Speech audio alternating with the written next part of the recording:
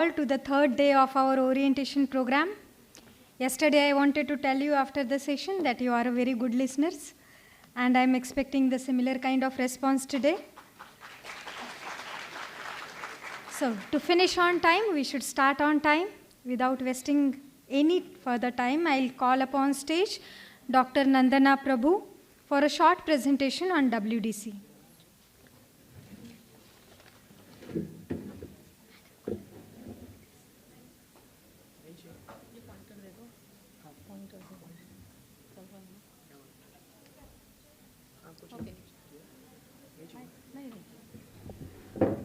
Good afternoon, students. Yesterday, we were already told about this cell, that is Women's Development Cell. Just briefing you as to what we do in the WDC. So it's mainly meant for, this is not working. Not working.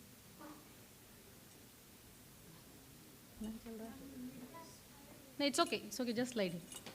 Okay, so for all details about WDC, you can see our college website. As sir said, on the first page itself, that is home page, right hand side, you have the NAC IQAC. If you just click on that, you will see WDC. All the details of WDC, the members are being shown there. And we at university level have MOU signed with Bharti Stree Shakti for all activities associated with the students, faculty and staff for the empowerment. Also every year we conduct the gender audit. We have a gender policy also defined at the university level. We have a WDC at the university level as well as a separate WDC at the college level. The members of our college who are in the university Women's Development Cell, myself as secretary, then Dr. Vaibhav Naravane from Mechanical as the member. We have Professor Jyoti Varodekar, who is also from the Telecom Department faculty, who is also a member, and we have Ms. Nivedita Gawas. She is also a member of the University WDC. We conduct various activities in the last academic year. It was my mental health and my responsibility by doctors from KEM.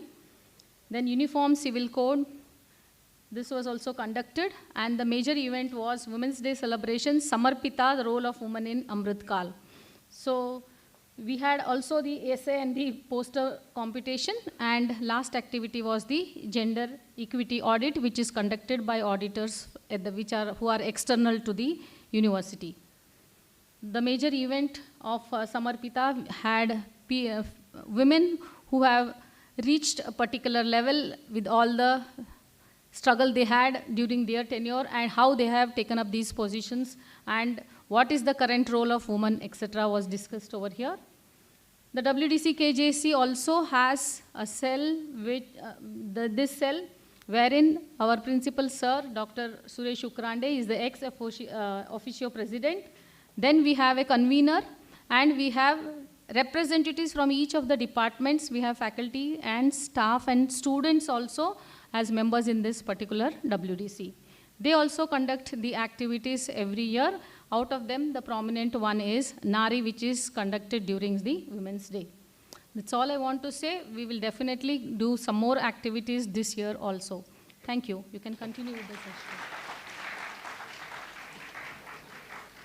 session. Thank you, Nandana ma'am. Now we have a session on gender sensitization by Dr. Kranti Jezurkar. Let me give you a brief introduction of Kranti ma'am. Dr. Kranti Jezurkar is a distinguished academic and leader with a rich legacy in education. She holds MSc, DHE and PhD from the Institute of Chemical Technology, Mumbai. Dr. Jezurkar served as the principal of Siddharth College of Arts, Science and Commerce in Mumbai from 2001 to 2006, where she led the institution to an A-grade accreditation from NAC.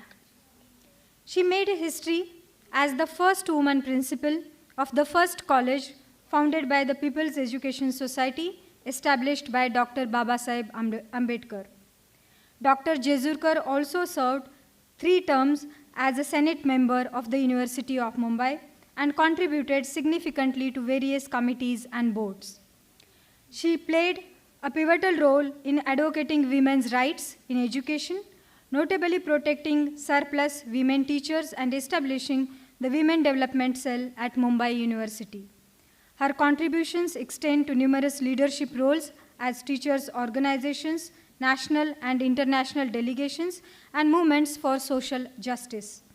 Dr. Jezurkar's work has been recognized with awards and honors, including the Women's Achievement Award in 2015, and she has published various articles and books on education and women's issues. It's an honor to have you here with us, ma'am, today. Over to you, ma'am. Kranti, ma'am.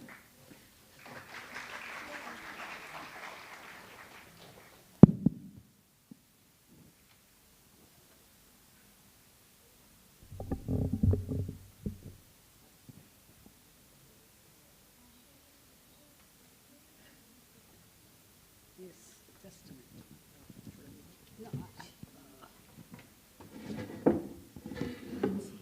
No, not necessary. I will be moving also. Yes. What is it?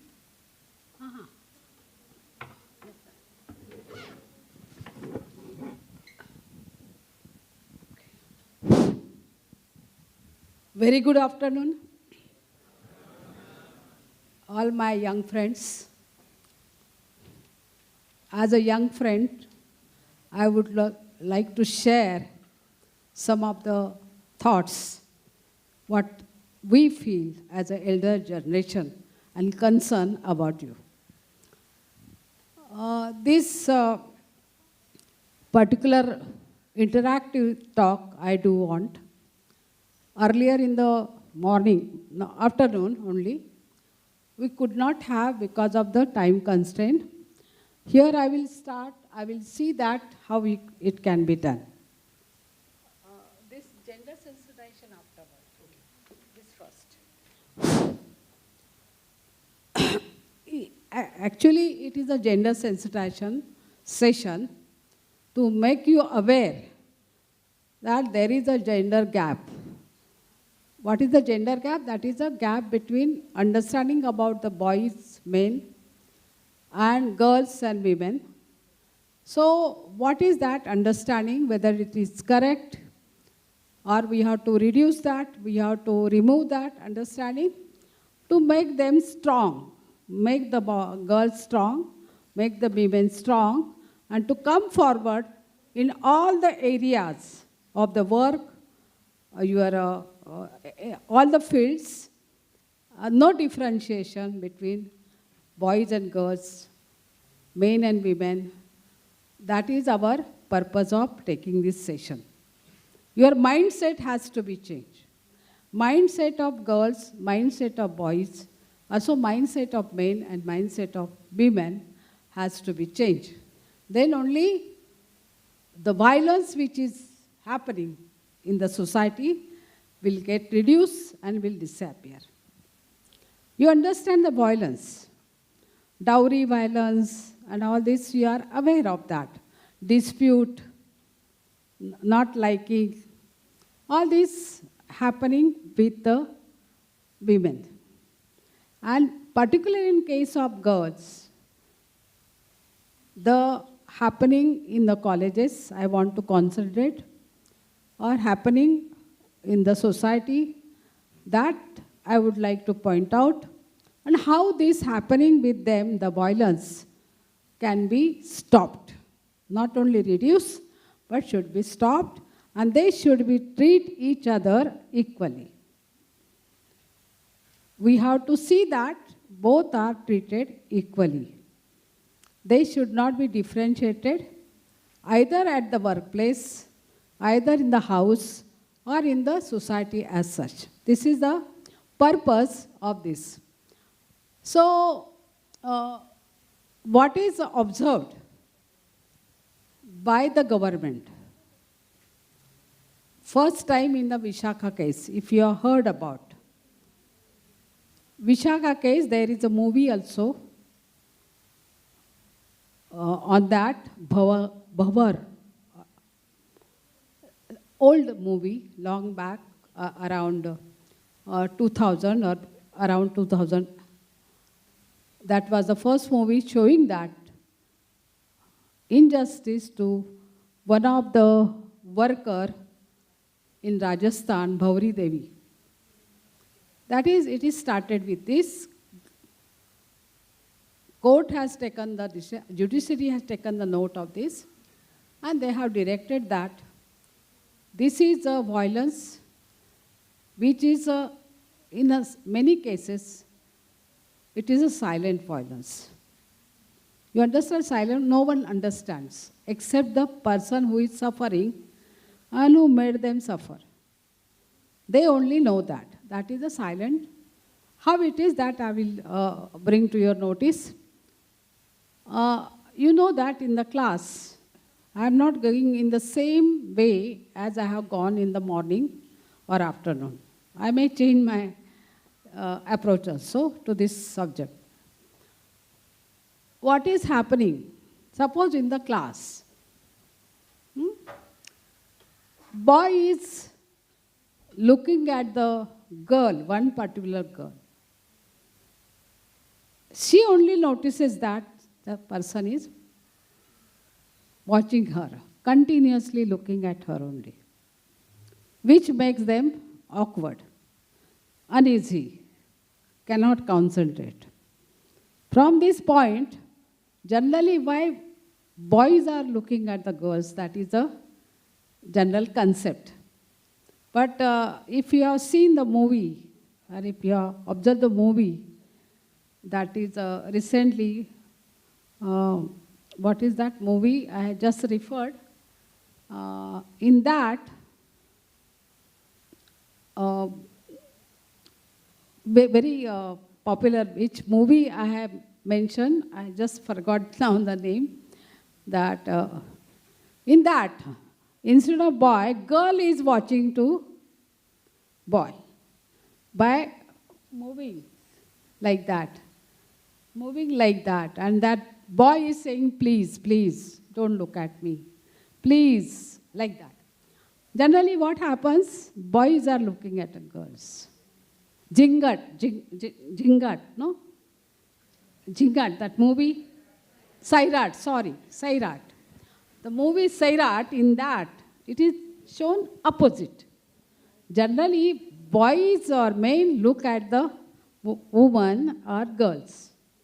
Here, that girl was looking at the boy very, with no fear, no awkwardness, just looking at, and that boy is saying, please, don't look at me. Please, don't look at me, like that. That is what happens, which is taken very as a pleasure. That boy was also enjoying that she loves me, like me. She also enjoys that. So that is what observed is not wrong. Where the question comes, when it is one-sided, only boy like that girl, but girl doesn't want to continue or doesn't respond. Then what happens? Generally, the question is, always it happens that they attack in a different way or force them to accept their proposal. This is what, now the situation is changed little. Boys are also started accepting the no. No, they have started. But some boys don't accept that no, and they attack. That is a violence. That is a violence, and to avoid that violence, why there is a violence, we are here to understand. So, if you feel sleepy, please, I will have to make you. Some are feeling sleepy, that my efforts will go wrong, empty, no efforts, no response. So what I said, the first judgment came, which is known as Vishakha judgment, and that becomes a rule of those days. Those days, that is 1997. And next, just, these are the Supreme Court judgments. So April, first was a Vishakha judgment, Bhauri Devi, that a Sathin in Rajasthan who was working was raped for she had taken a lead to stop the child marriage. As she stopped the child marriage, just to show her she should not do this, just to have the pressure on her, they raped her, 4 or 5 people of the in a higher caste people, and that case was continued for several years, and the judgment came in which the Supreme Court noticed that such a violence is in the society and that should be stopped. Cognizance of such a violence should be taken, and as there is no law, that Vishakha judgment is the law of the land. Till then, no proper law comes by passing through parliament. This will exist as a law of the land. That means such a violence will not be tolerated. So what sort of violence? I will give the second example, very important, that is April Export Promotion Council versus A.K. Chopra. See, you know that small offices are there.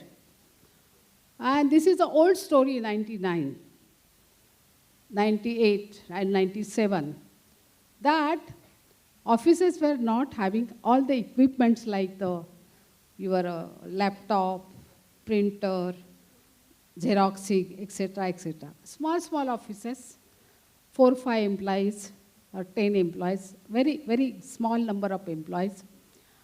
In such a case, it happened that one of the business, that is April Export Promotion, in that office, that typewriter, you know, old typewriters was not working. So they asked the typist to go in another office where common typing is done and get it typed. And they sent one person with her. What happened there? Person who accompanied her started crossing certain border, coming, standing, as if he is going to touch her. As if he will touch her any moment. So she was doing the typing with lot of mistakes she did, and continuously under the pressure, any moment he will touch me. And she was very much under tension, afraid. After going back, she told this story to the officer, her in charge officer. He didn't like that. He said, this is what happened, is a very bad. And he, instead of giving the notice, he removed that person. Small company, not necessary to follow all the procedures and etc. When he removed that person who was attempting to molest her, not molested, attempt, only attempt, showing the fear that he may molest, he may keep his hand on her shoulder, or he may keep his hand anywhere, he may touch, all these things, but which created a fear among that lady, typist. So in this case, I am not telling the entire story, at lower court they got in a favor of that person. Why you removed for such a small thing? Why you removed that person, employee, for such a small thing that attempted to molest or just might have molested or might have touched her? Why you removed? This is wrong. You should not have removed. Then that person, owner of this company, went in the Supreme Court. There it was discussed, and it was felt by the judges, even trying to molest is also fear creating. That is also harassment. That is also silent violence. Continuously under the pressure, continuously under the tension, that is also violence, silent violence, which have no proof. You cannot give the lady is telling, yes, it happened, we have to believe. And that is a very famous judgment, where in that judgment they have included even molestation, not molestation, attempt to molest is also violence. And that should be taken into consideration and punishment should be given to them. So such a one by one it has come, 1, 2, 3 judgments came, and those were in existence. That time, we people, like myself, very friendly with the women's issues, are very concerned about issues. We went to the Mumbai University, approached the Mumbai University and said, we should start this for our student because it is happening with the student more, and women employees. So on basis of Vishaka judgment, we started this, we had a rules, regulation, etc. And in that, we also found that only taking the measures is not enough. We have to sensitize our boys, girls, not only boys and girls, even teachers. And there are several examples we faced, or many people approach with a complaint, what sort of harassment can be. So the first part I am taking Supreme Court judgment, which applicable to the colleges we made by the help of Mumbai University, is the first university having such a regulations and practices started, having this cell, women development cell in all the colleges, made it mandatory. That is in 2001. Next one, next slide. Now, what is this sexual harassment? I will come afterward. But according this judgment, first judgment in case of Bhavri Devi, Vishaka judgment, is based upon the constitution provisions.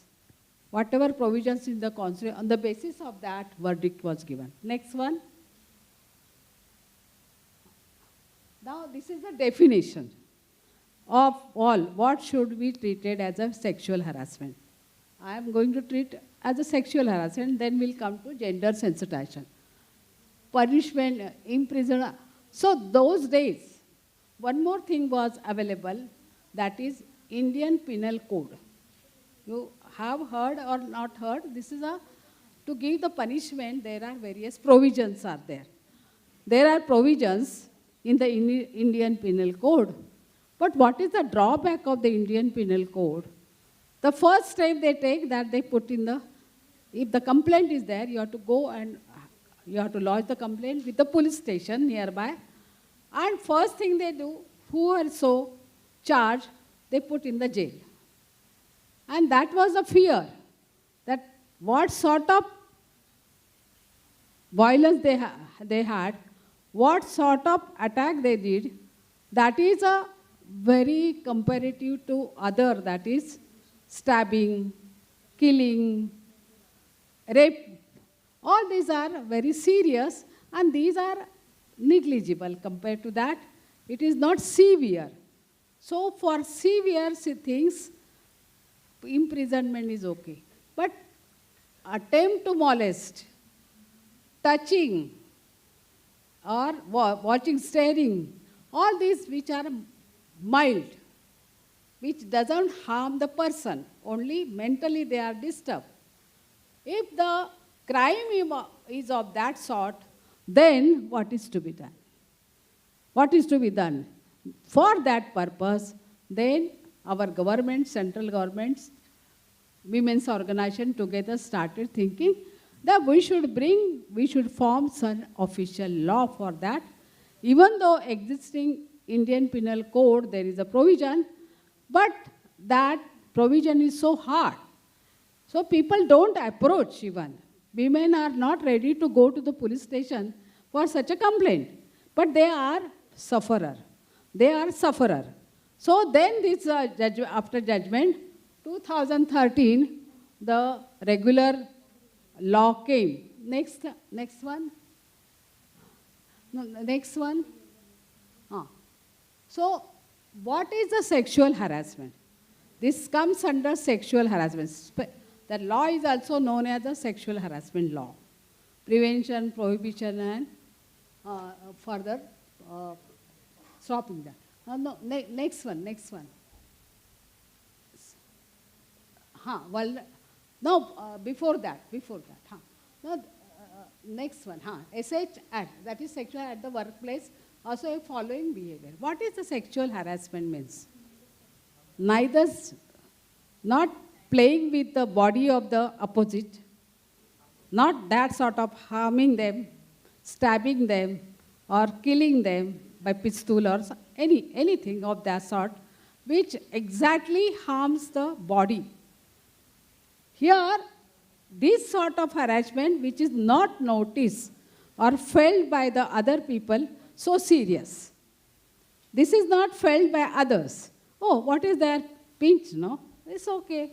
What is there? Or they starting to put the hand here on your body or back. It is not so serious. Why you are troubling? Why you are making complaint? But what happens to that person, particularly women and girls, that is not imagined by the opposite side, that is by men or boys. So what are that? Leering, patting. Sometimes teachers, male teachers, pat the girls from the back. Oh, very good, very good. You have done well in the practical or in a performance in the examination, etc., etc. And that is also not liked by the girls. If any young teacher or old teacher who has so pats, it is not liked by the girls because they are not small girls or any girl. That sort of thing, patting, pinching, touching, embarrassing, hugging. Hugging is, we don't accept, isn't it? In our country or at this moment, hugging is not acceptable by the girls. If somebody is coming very, very light and express his affection, he hugs. That is all right. In other countries, it is very common. But at present, till today, it is not accepted by our girls or our women. Shake hand is a step they have reached to. At present, earlier not even shake hand. If somebody comes for the shake hand, they will say namaste. This is the way they used to react. So that is the understanding of that time. So in that comes hugging, kissing. Kissing is further to show the affection again. But it is not welcomed by all the girls or women. This is not. So it also makes awkward or they get hurt. Repeated requests for dates. It is very open activity. Come with me, we'll go for tea, we'll go for movie, we'll go for chapati, just for something, we'll enjoy. That sometimes offers very clearly, indication is there, they are like to go with that particular person, that is women or girl. That is sexual favors. That means sexuality. We liked. It is not that one girl likes other girl. That is also there. Or one boy likes other boy. That is also there. That category. Which is recognized now. We understand that relations. We help them. To have a better relations. That is a gay and lesbian.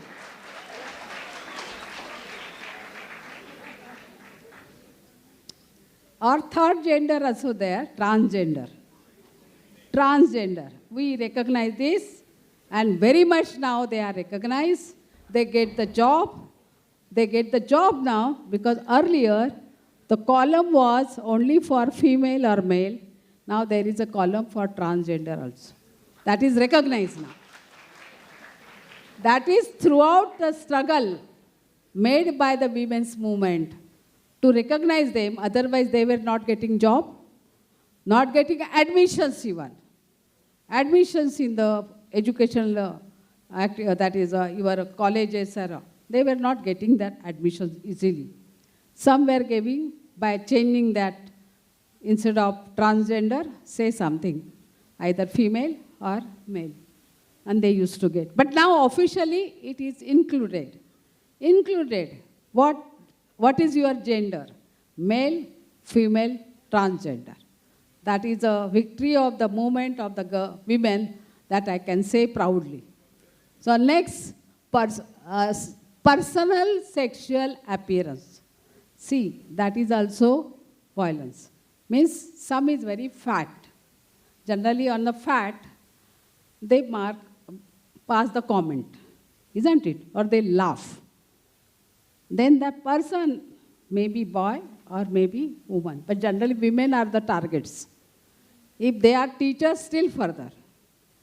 If the women teacher, fat one, comes to give the lecture, first you will find that as soon as she enters, first time, all students will start laughing. That is also violence. She feels very bad for that. So even this is also sexual, about your in Indo about person's sexual preference, sexually offensive, written on Another instrument now is used to express themselves to close relationship, that is your mobile. On mobile you can send your mail or mails that you liked, I like you, please meet me. All this is used, and if there is no response from the girl's side or women's side, and still you continue, that is violence. If it is liked, received, and responded, that is not a violence.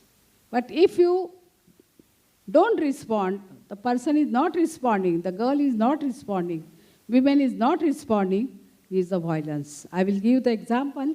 Sometimes they are to such an extent, and there is no limit that it will be among the only students.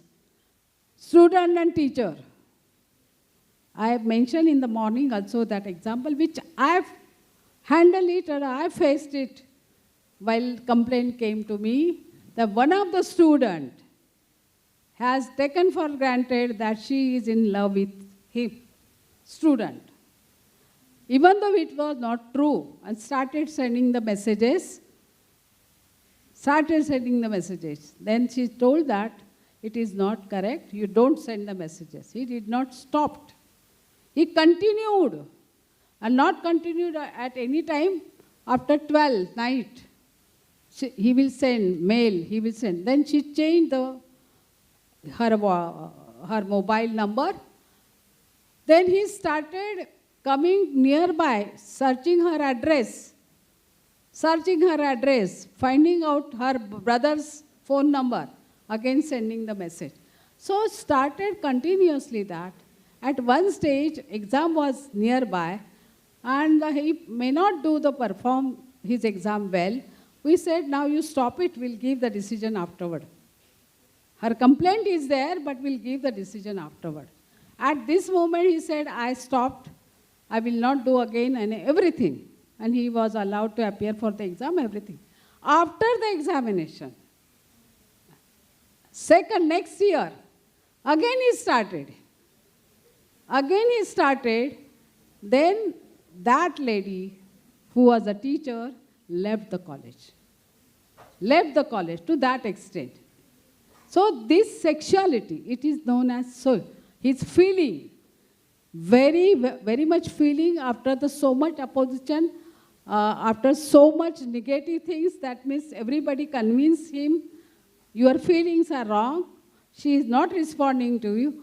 He will mention, no, she has given me chocolate, she has taken interest, she has taken my side when there was a dispute. All these examples showing that how I liked by her. All these things. So that is a sexuality, but it is also violence when it is one-sided. So all this all this activity or all these actions, leering, wolf whistling, making sexual comments, that you know. Whistling, if somebody is going, you are in your campus, it is not allowed. But outside campus, you may do that. Some of them, I don't know whether you are doing or not doing. If you are not doing, good student. If you are doing, then also good student, but try to understand that it is not correct. That is not correct. Sometimes girls are very happy when comments are passed. How beautiful, very nice, you are very good, today's dress. All these comments passed on, either openly or on WhatsApp. All these are happening. But this is when one-sided, it is bad. When it is one-sided and you continue again and again, that becomes violence. So this is not the violence which is not seen, not realized by others, but only known who is getting affected. Who is suffering, who is getting affected. When the comments are passed, or when the mails are sent, when you send the messages on your mobile, the person who is receiving, the girl, woman who is receiving that, continuously, she is a victim. And that particular act is a violence. And that is a sexual harassment, because one is a boy, another is a girl. One is a man, another is a woman. That's why it is known as sexual harassment. It is coming out of not with the same. So these all behavior, you take some time to read, is all sort of behavior is known as a behavior related with the sexual harassment, which is understood as sexual harassment. Next one. Next one. These are the judgments already I have mentioned. Next one. Next. Survey.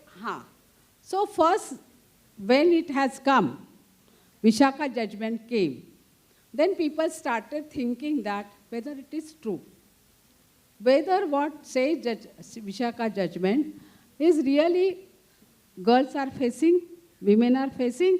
Then survey were conducted. Some of the surveys were conducted. What is the observation? Observation is nearly sometimes 99%, 98% girls are saying, yes, this sort of experience we had.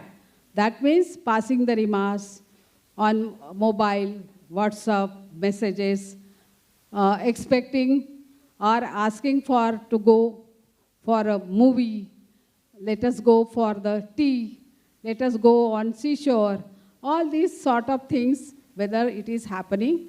Yes, it is happening, even though they are not agreeable.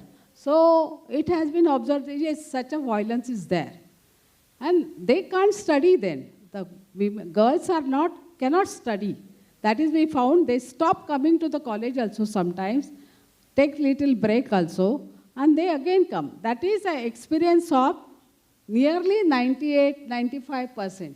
So the statistics is given in a first pilot study. Second, Akshara, one of the NGO, they conducted and they found that 64 girls say that there is a sexual harassment, and 50% boys say that they witnessed the harassment. Sometimes they are good friends, and if with their girlfriend something is happening, they are sympathetic with them, and they try to help them. So they also agreed, yes, it is happening. And in 12, a survey against 6,000 girls, result is very shocking. According to the survey, 97 girls say that there is a sexual harassment, but only 25% react to this. They don't respond to this. Just they bear it and leave it. But it is there. That's why it was felt that in the university, in the colleges, with dealing with the youngsters, particularly in this period, when their important period of their education, you are in engineering first year, it is important, all 3-4 years are very important for you. In this period, if something goes wrong with a girl and cognizance is not taken, that means repeatedly somebody is asking favor to come with him. Some boy is asking one girl, come with me, or he likes. All these things only affects the girl, and that's why it is necessary to have the complaints committee or sexual harassment cell or women development cell to make the awareness, to create the awareness among boys and girls. That was the decision taken by the University of Mumbai after going through these surveys. Next one. Now, where it happens, girls particularly and boys, you should note down that. Don't think that it is in the class or in your complex, all Somaiya complex, all Somaiya, all the colleges together. In that campus, what is happening is only considered. No. If it happens outside, but the person concerned is from the Somaiya complex, then it is also has to be taken, the cognizance of such an offense. What is that? Where it happens generally? Happening on roads, you know, stalking, following somebody, passing the remarks. That also make the girl very uncomfortable while coming. A railway platform, you know that railway platform also sometimes they pass the remark. Bus stops, in the college campus, hostel, library, canteen, NSS camp. NSS camps, it is mostly as a residential camps. It happens, but the teacher should take the cognizance of that. Teachers are supposed to know, supposed to take the cognizance. There are complaints which I have seen or handled where not boys, teachers themselves are doing such an act, which is a sexual harassment. Laboratories, even class 4 employees also misbehave with the girls. Sometimes they also misbehave. That is also sexual harassment, of which the cognizance is necessary to be taken, sometimes by teachers. Teachers themselves, some are of that sort of, they pass the remark, they touch, or they just pat, oh, very good, like that, which is not acceptable to the girls. This is such a complaints I have seen, received, but they don't have the courage to report it because they are immediately concerned with the teacher, which may go against. Oh, this happened. It's one of the college. This was happening continuously, but the girls and boys were not ready to give the complaint. When they had, one survey was conducted that all the students were given the liberty, if they have the complaint of this sort and against whom, they should write on one sheet and put in the box, which is a confidential. The box is kept in such a place where no cameras, nothing, who has put. Only they will collect, and it has been observed that there are complaints against 3 teachers and 1 boy. Complaint was against 3 teachers and 1 boy, and the cognizance was taken, inquiry was made, and it has been proved that person is how sexually harassed. That means taking the attendance. I mentioned that. Unique way. No one questioned him that why you are taking the attendance of the student like that. Calling one, giving 10 minutes, 15 minutes like that, keeping the attendance roll there, and he is standing there. You know the colleges or any lecturer have the little small platform and chair, sometimes table also. So he was standing there on a platform. Girls and boys both were called, signed there, and he was looking like that. You understood what he was doing. So such a things are there which make them uncomfortable. Or passing the remark. When one girl and one boy take interest in one activity of the college, and sometimes they are late entering the class, remarks are passed. Oh, they were staying together for 4 days and all. Something like that which makes them uncomfortable. All these sort of things, teachers also should stop passing such a remarks and comments on the student or even the colleagues. So this is the sexual harassment. So next one. Now question comes, before that Bhauri Devi, that is a Vishakha judgment, whether law was not there to take care of such a violence. Law was there to take the care of such a violence. And where you were supposed to go? You are supposed to go to the police. That is Indian Penal Code, IPC. There is a provision, 354, 354A, 354B, etc., etc. But what is the basic thing there? Any complaint comes against anybody, that is particularly all the complaints are against men and boys, their first thing, take him and put in police custody. Keep him in a police custody. So that fear, even girls doesn't like that person should be kept in a police custody. Even though complaint is there, they don't want the person should be kept in a police custody because permanently he is stamped. Permanently he is stamped that he was sometimes in the prison or sometimes in the police custody. So complaints never used to come to the police. No complaint to the police. They used to just forgo and bear it or find some other solution, something like that. So when observing this, it was necessary to have certain rules, certain law, where care will be taken in such a way that even boy or girl or male as such, they will not suffer to that extent.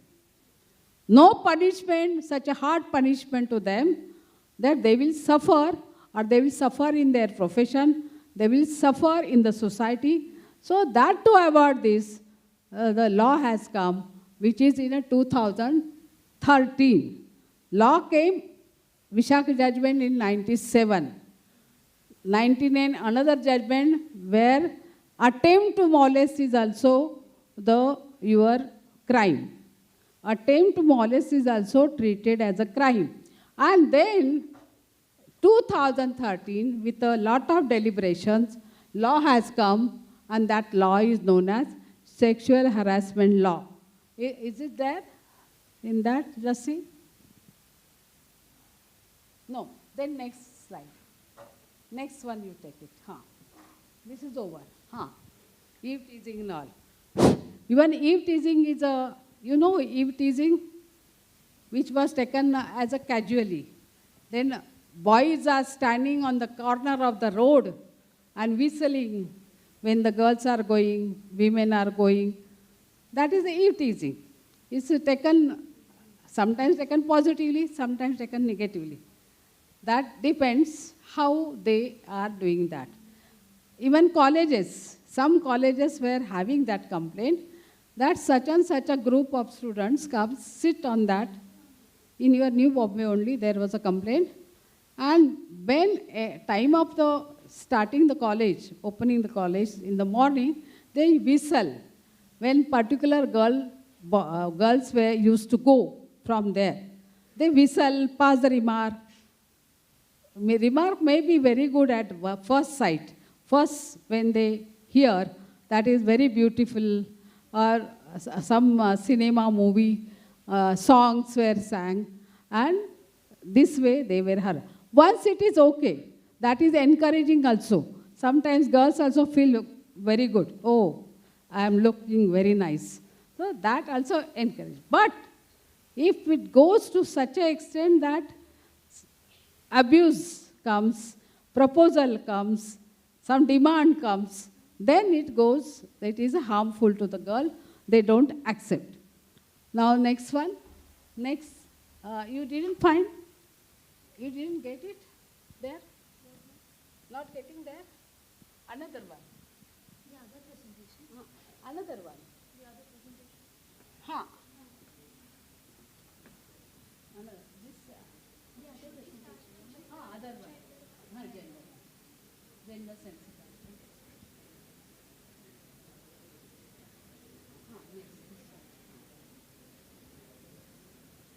Now, why it is happening? Why such a things are happening? That is, boys and men are superior, and they demand that whatever I say, you have to accept. And there are many movies and songs, Nana Karte Pyar Ho Gaya, and all this, which is not true. What she says, no, means no. But it is not considered as a no. They only remember that movie and that song. If one day she will say yes. But it doesn't happen. And that is harassment. So this sort of thing, why it is happening, that is the question, and that is a gender gap. Understanding about the boys, understanding about the girls by the society, there is not equality. Men and women are not treated as equal. I mentioned that, I think in this, or that no admission, I mentioned now only, or in earlier, I don't remember now. Particularly, it was supposed to be, engineering is the branch of education or only for boys. And if it is of the highest level, like IIT, only girls can go. Only boys can go. Girls cannot compete. That was the understanding, and I mentioned that the real example, long back, around 63, 62, in that period, one girl wanted to join IIT. And she was talented, passed the examination, everything. But they said, you know that 100% they have to stay there only. And there was no ladies hostel. They said, we don't have ladies hostel. No girl came to us up till now, so we cannot give the admission. Even though she has competent and she has proved herself eligible to give the admission. Then that was fought little, and then they had to make one separate hostel arrangement for staying her, and then slowly girls started entering the IIT and other engineering branches also. Same thing happened afterward also in engineering also, which is the soft, not heavy work, civil engineering. Girls used to come, not preferring that. Softwares, computer, other branches. In medicine also, specialization, orthopedic, only men. Now, women also are coming. So, slowly that understanding is improving and improved. But still there is a not so much. So efforts are now with us. We have to do the efforts to see that there is no difference between women and men, boys and girls. Anywhere they can go except the two things. That is known as sex, female and male. Of course, there are other categories also which we have accepted. Transgender we have accepted, then lesbian we have accepted, gays we have accepted, these relations we have accepted which are different, given by the nature. It is natural. It is natural. We have found that it is natural. It was not accepted. Still there is a dispute. Still there is a little dispute. But society has accepted. We know they have the groups. They have their organization. They have those colored one, and they have the procession every year. They gather together, and they should be recognized. They were not recognized to that extent in the job. They were not getting the job. In education, admission sometimes, not as a transgender. Now there is a form where it is written transgender also. Female, male, T. T means transgender. What category you belong, whether male, female, or transgender. Now it has been recognized. So what is my point that if you go to the nature, animals, except the human being, you will find there is equality. Except the human race, there is no equality between men and women, female and male. Otherwise, you see the equality. Even female, that lioness is more aggressive than lion. Or they are equal. There is no difference. And this affection or attraction towards male and female is a natural. It is not, you don't think that you like some girl or girl likes some boy or male likes some woman. It is unnatural. It is not unnatural, it is a natural. And that's why human race goes ahead. If there is no attraction, then no reproduction. But human community, human beings have a choice. In animals, there is no choice as such. They are equal.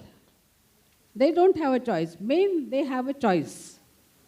But there is no difference. Even plants, they have that sensation. There are sometimes they are very, how reproduction means fruits are formed. Unless there is a cross bridge is there, it cannot be possible. So sometimes our farmers experience that in their field, all plants of papaya are no papaya. Only that male plants. It is happening sometimes. So that means in the plants also there is a female and male. That is a rule of the nature. Rule of the nature, for the reproduction, you need the crossbreed. So what you should need? Have the attraction. How in the plant it is a experience? They are colorful. Insect gets attracted. Insect gets attracted towards that flowers, and then flower, from one flower to another flower they go, and then that cross, you have to wind up.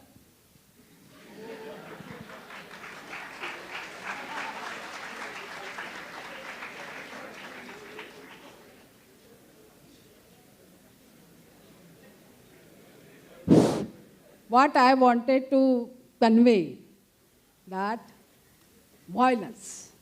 I wanted to convey that one point. For me, it is very important.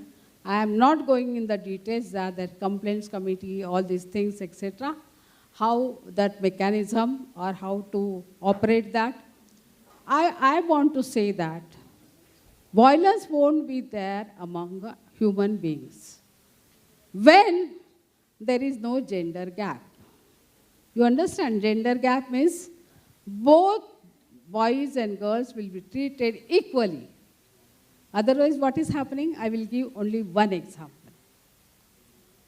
About the girls, parents are more concerned.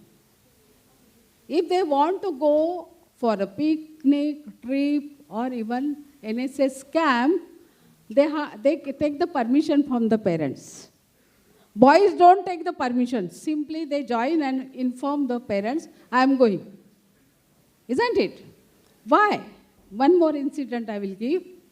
That is, now you are very open. You are very free to go to picnic, join together, friends, maybe girlfriend, boyfriend, all together you are going very free. You have the parties, you go for the cinema show, you come late in the house. That is all permitted by the parents now. But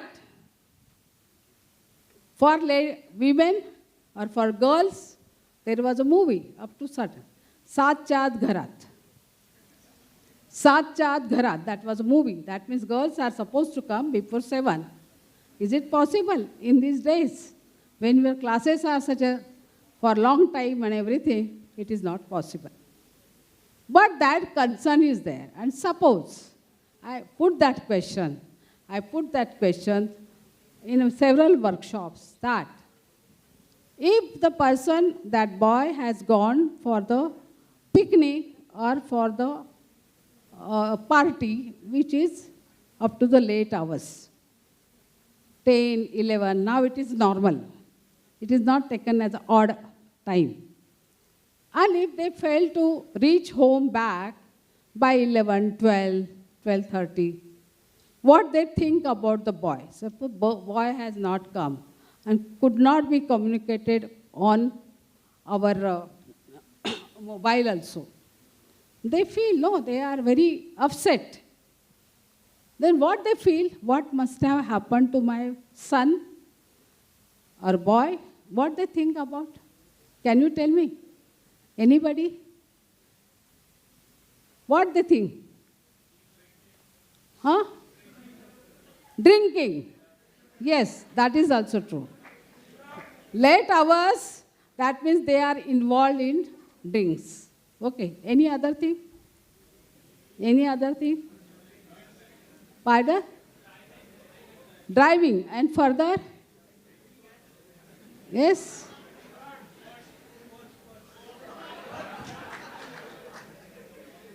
You are right. Pardon?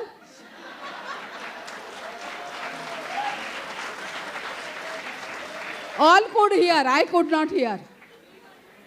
All could hear, but I could not hear in that. Yes? Oh! Then you have not given me the correct answer or what I was expecting. Generally, always the parents think about the bad things first. Whether he has been met with any accident, whether trains are not running, or vehicles, he failed to get any vehicle transport. These are the things. But the girl has come late. What they think about? When the girl is late, first they think about what? Whether she has gone with any boy, any person, and something happened which is wrong. That is what they think about immediately. They think about the virginity of the girl. They are concerned about virginity of the woman. That comes in the mind first, and what to do if something is happened. What to do with this? So there only you can discriminate that virginity is the word used only for the girl and for the women. This word is not used for the boys. Boys' virginity is not important or not known or cannot be detected. While the virginity of the girl can be detected, can be found out whether the girl is virgin or not. In some castes, still it is there.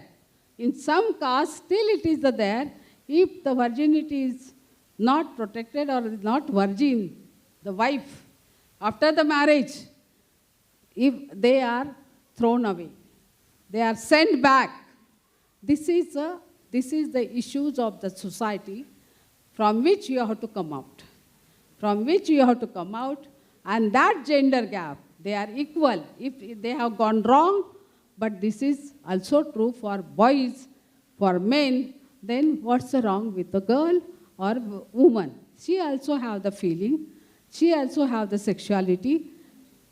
That feeling is there. So if something goes wrong according to the society, we have to tolerate, and then slowly all these concepts should go, and there should be equal rights, equal understanding about the girls and boys, men and women. Then only violence will disappear, and that our society will be violence-free. In this sense, in this context. Thank you very much for listening. Thank you, Kranti ma'am. I now call upon stage Dr. Nandana Prabhu to hand over a letter of appreciation to Kranti ma'am.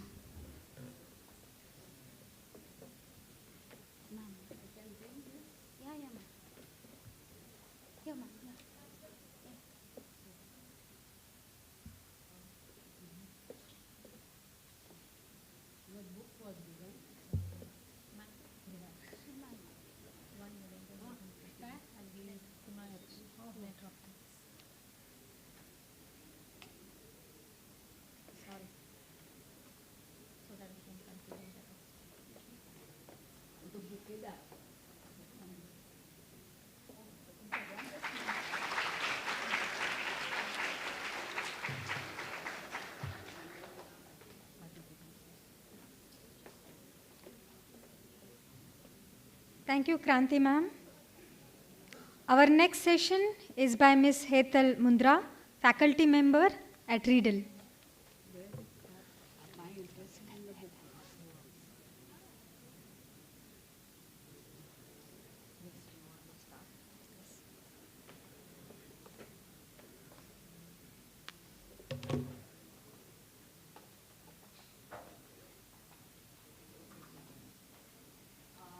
A very good afternoon to all of you all. What a lovely audience, and happy to see you all here. Hi.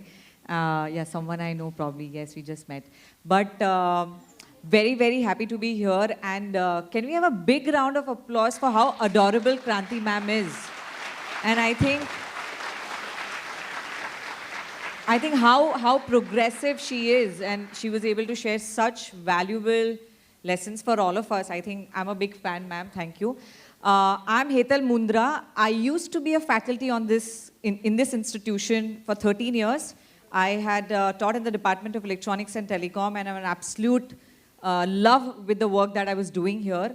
Sagar sir is not here, but I don't know if you all already heard about Bloombox. Bloombox is one of the entrepreneurship cells that you all have in your campus. And the reason I'm mentioning this is because it's very much related to the work that I do as an incubation and an innovation center. Just to give you a little bit of context, all you young people are going to be spending 2 years or 4 years on this campus. You all, I'm hoping, will come up with ideas, build some solutions which either convert into startups or they have been absorbed by government or corporate giants, and they are used to bring delight to people's life or to solve real world problems. In any case, the stepping stone would be that Boombox would be creating a lot of opportunities for you all. And once you all are ready to sort of come and be incubated with a startup incubator, probably some of you all are not very familiar with the word incubator, which I will explain in my slides, then that is what here I'm for. That anyone who feels innovation is something that you're interested in, then that is what we'll take forward. The person that you see on the slide, I must mention him. He's Mr. Gaurang Shetty. He used to be my student on this campus when I was teaching, and now he's my boss. So Gaurang Shetty was one of the students on this in this engineering college. He passed out in 2010. And like many of you all, and me too personally, where we feel that there's so much scope of improvement in the kind of education we have in our country at large, right? So Gaurang used to feel that how about I develop something that helps engineers, designers, management students do academic work in a way that academic work is actually converted something that is useful to the society at large. Like I'm sure in engineering in your final year, all of you all are going to be doing capstone projects. And while he was doing engineering, he felt that why can't my capstone project be converted into a product as a service, which really has a market out there? And that is what he was really struggling with. But he didn't just went and crib about it. He sort of sought out the permissions from our management and set up an incubation center. But like every good idea, this idea had also started at a canteen with a couple of his friends.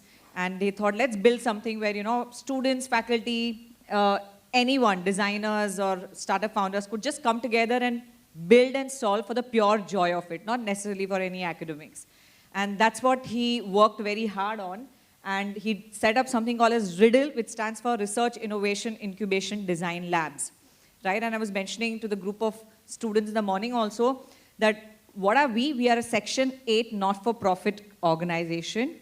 And our job is to help young people like you all convert your ideas into reality. And how do we do that? We have a lot of grants from the government. Department of Science and Technology, Department B.Tech, BIRAC, Maharashtra State Innovation Society. These are the bodies of the government who are responsible for boosting innovation and entrepreneurship in our country. We are associated with all of them, and what they do is they give us a lot of money. And what do we do with that money? We convert that into infrastructure and resources which we can pass it on to all of you all. Got it? So all of this was possible for anyone, like for a young student like Gaurang to set up an ecosystem like this. It's always possible by building a team. And that's what he did. He built himself a very amazing team. And I'm not so young, but my rest of the team that you see here, which you will, okay, before that, so from 2010 to 2024, we have supported more than 200 startups, the slide is old, in their entire journey from ideation to commercialization. And that is the team that I'm talking about. Like, there were many students on this campus who were part of Gaurang's vision. They were either working with him, trying to build a lab, or trying to put up an event on innovation. And that's how everyone sort of became part of his team. I was also working in this institution who was sort of leading Bloombox. We had started back in 2012. And because my interest was innovation and entrepreneurship, I finally joined him. And we all worked together.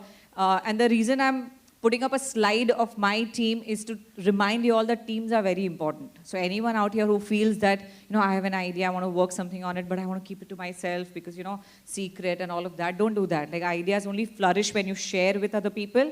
You get more perspectives. So always make sure that you build yourself a team of your buddies who can work with you and convert your ideas into reality.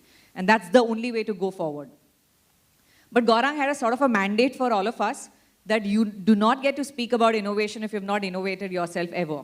So I do not get any chance to stand here and speak about startup journey and design or product design or any of that if I didn't build something from scratch. And that was something that he had made it very, very clear to all of us. So we all had to build something from scratch. And something that I was always passionate about was how do we build programs or educational institutions which are very practical and very hands-on.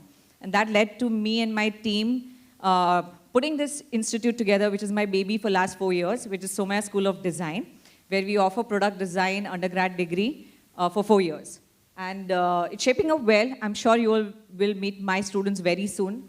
And that's my team, which is Somaya School of Design. Now, coming to, when it comes to design or innovation, okay, there are 3 very basic steps, okay, and it's not rocket science. It's very simple that you need to be inspired to build a solution. You need to be inspired to find a gap or a problem which needs your attention. You then ideate to find possible solutions. You pick one, you implement it, right? And it's an iterative process. Something goes wrong, you go back, find your inspiration again. But I would like to sort of share with you 2 examples of engineers who sort of did something with us and they were able to do this successfully. So back in 2020, okay, I would have liked this session to be interactive, but we have thoda sa press on time, so I'm not going to be doing a lot of Q&A.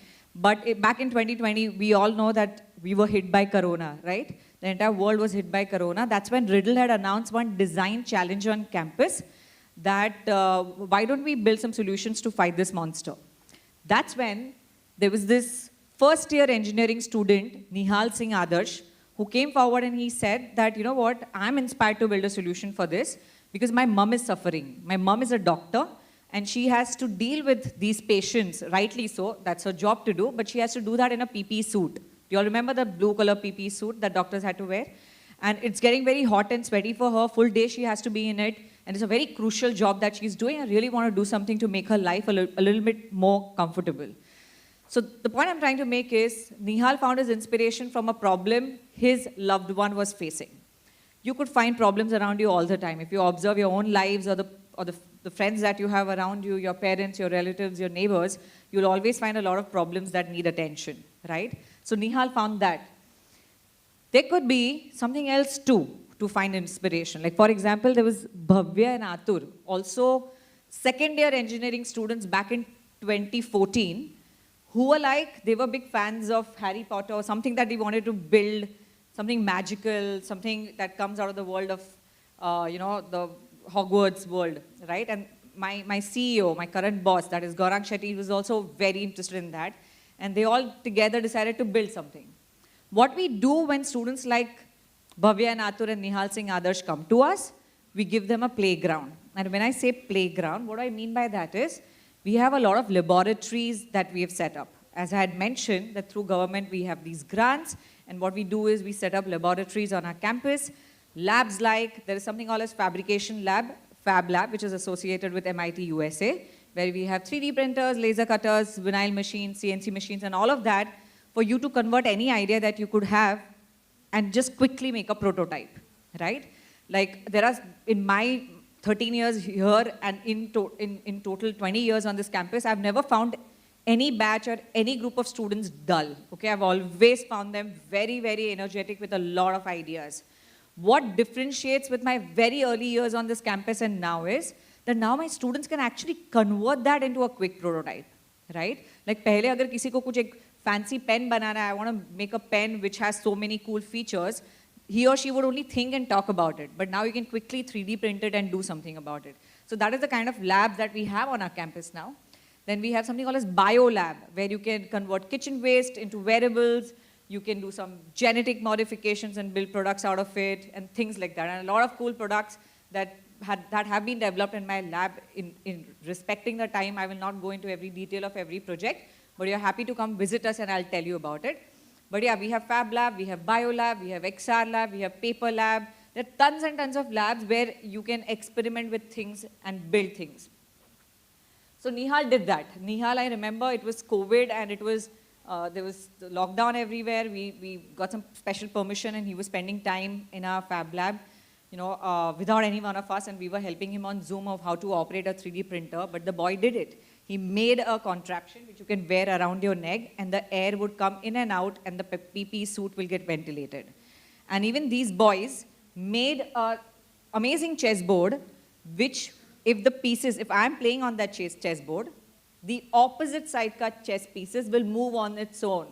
So it'll seem to me like I'm playing against a ghost, like pure magic and very, very fascinating. But let's be honest, if you look at these prototypes at this point, okay, they don't look very good, do they? They're not aesthetically pleasing, are they? Let's be honest, they're not. Like which doctor is going to be very comfortable wearing something around their neck and deal with patients? Not comfortable. And the chessboard, in my opinion, very dabba type, you know, very acrylic, not very good looking, right? But that's okay, and that's the story of prototyping. In prototyping, you're not supposed to spend too much time making things look pretty. You're supposed to build something called as MVP, minimum viable product, or a rapid prototype, okay? And the word rapid here is very, very important, that you need to build something really quickly so that, for a couple of reasons, right? You want to build something very quickly and quickly get user feedback. कि ये ठीक है क्या? Suppose आपने 6-7 महीना लगाया कुछ prototype बनाने को, इतना beautiful बनाया, and then you go to a customer and customer says, this is absolutely not needed. Like there's no reason for you to have built this. Your heart will be completely broken, or you will be very, very defensive and trying to prove your point and sort of push your innovation down people's throats. And that's not how it works. So for you to be detached and get early on quick user feedback, it's extremely important that you build rapid prototypes. So they did that. And the objective of rapid prototyping is come up with a proof of concept कि ये चलता है, ठीक है? जो निहाल ने बनाया था, although it may not be right now looking very comfortable for doctors to use, but it worked. And that chessboard, what I spoke about, those magical moves, they happened. And when that happens, the proof of concept is in place. And when that happens, what we do is, when we see the promise in the team that have come to us, we connect them to our larger ecosystem. We were able to send Nihal to a National Chemical Laboratory in Pune, where he could sort of build better filters for his contraption.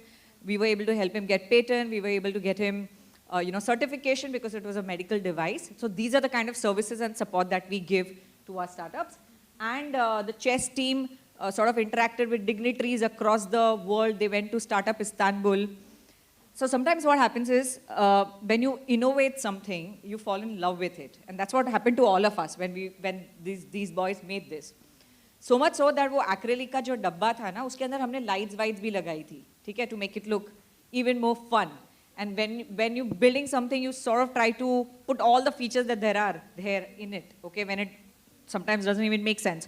And when they went to platforms like Startup Istanbul and places like that and other places, they got feedback that ये सब तामझाम की ज़रूरत नहीं है. मतलब this is probably not adding any value to the function of chess.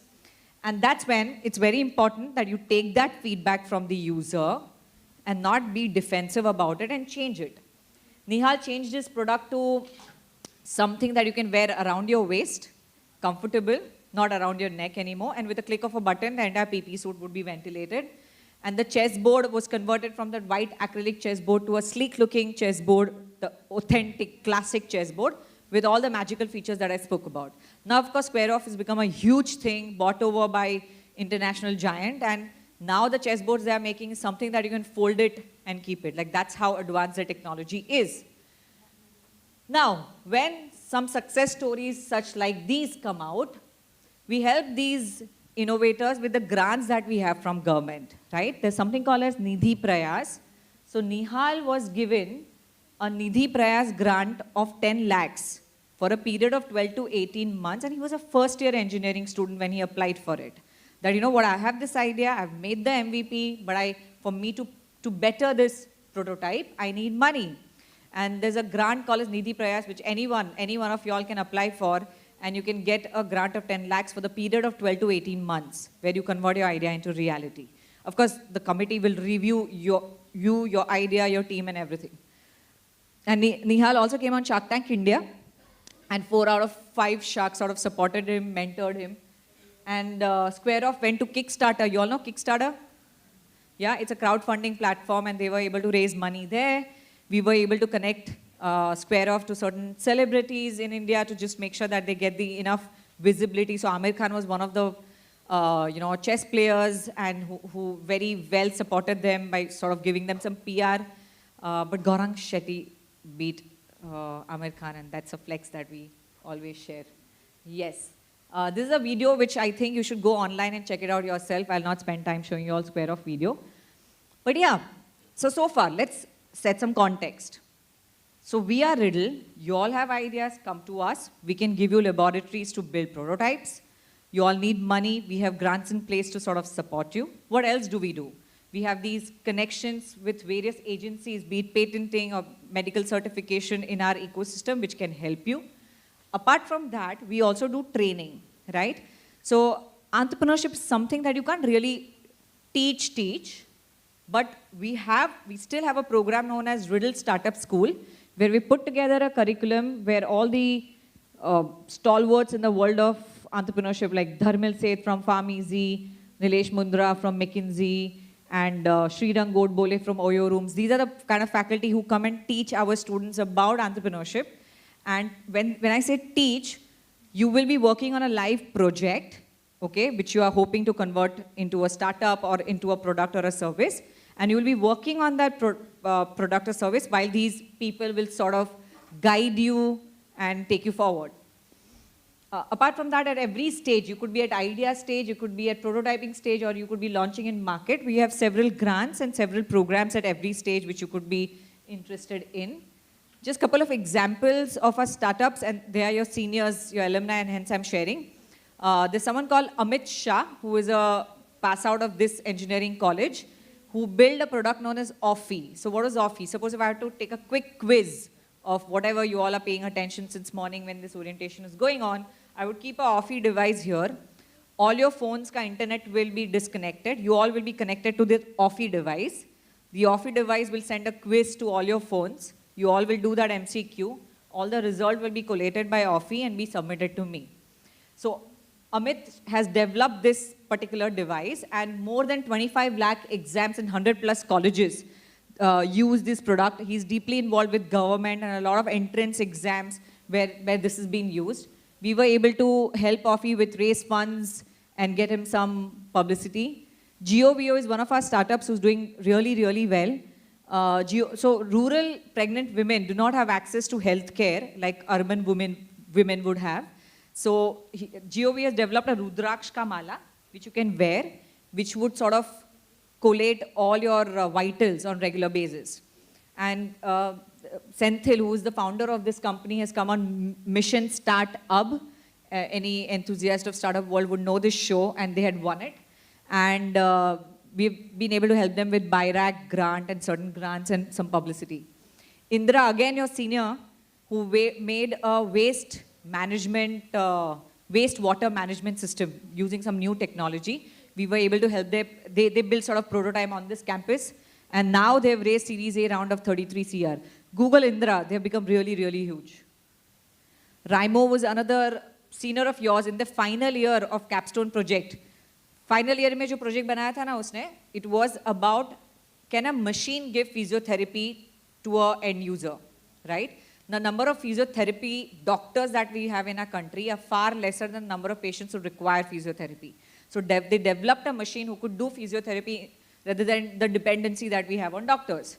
So we were able to help them with grants, their prototype, and the seed fund that I've mentioned. M.Tech is another one startup of ours, not an alumni of this campus, but very good innovation, something for cancer patients during chemotherapy. Losing hair is another traumatic experience that people go through. So they sort of came up with this device known as M.Tech, which helps not lose hair, as in limits that. They also came to Shark Tank. They raised some funds on Shark Tank. There is, of course, a committee in place which will review you if you ever plan to apply at Riddle to sort of incubate you or give you any grants. Something that I'm very, very closely associated with and something I'm very passionate about is building communities. And that's my role at Riddle, where I do a lot of training, design thinking workshops. I run a lot of events on this campus. I don't know if you all heard of TEDx Somaya Vidya Vihar, something that me and my team had started. What we are doing this year, something that I was mentioning this morning also, that my life till February 2025 is going to be Eating, Sleeping, Breathing, Somaya Innovation and Impact Festival, a 4-day festival that we are organizing in February 2025, which will have a makers showcase, it'll have a bio conference, and it'll have a immersive design experience zone. So this is what I'm going to be working on, and I'm taking this opportunity to sort of share with all you young people, anyone who feels that you would love to be part of this festival and would like to help me out, put this together, please find me. My contact details are with Nandana ma'am, and or you can come find me at Riddle. And I would love to sort of put this young energy to some very, very good use and build a good festival. Maker Mela has been around on this campus for the last 10 years. This would be the 10th edition, just some numbers to give you context. Darwin is our bio conference, where we, more than 68 countries participate in it. We have Nazariya, which is Somaya School of Design's festival, but we are bringing all together under the title of Somaya Innovation and Impact Festival. In terms of Riddle's success, we've had several acquisitions and exits, as you can see. Our recent one acquisition was a fintech giant Incred, bought over or acquired one of our startups, Pocketly, which is credit for college students. These are several institutional investors who invest in our startups. These are individual investors. Some awards that we have gotten in the past, just to sort of tell you that we are doing well. So if anyone who's sort of interested in the world of innovation, incubation, please reach out and I'll be happy to talk. I do not have too much time. I think I'm done with my time. Thank you so much, Nandana ma'am, for having me here. It was really nice talking to all of you all. Thank you so much.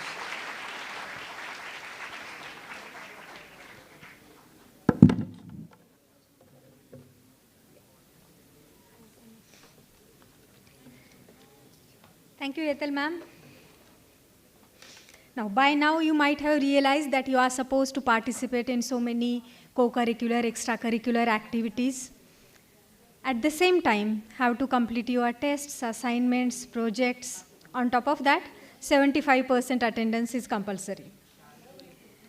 So, when we are juggling with so many things, the natural outcome is, at times, we might feel overwhelmed or stressed. So how to manage so many duties and responsibilities? For that, we have our upcoming session on emotional well-being in the new academic year by Ms. Kshitija Sawant, counselor at SVU. Over to you, ma'am.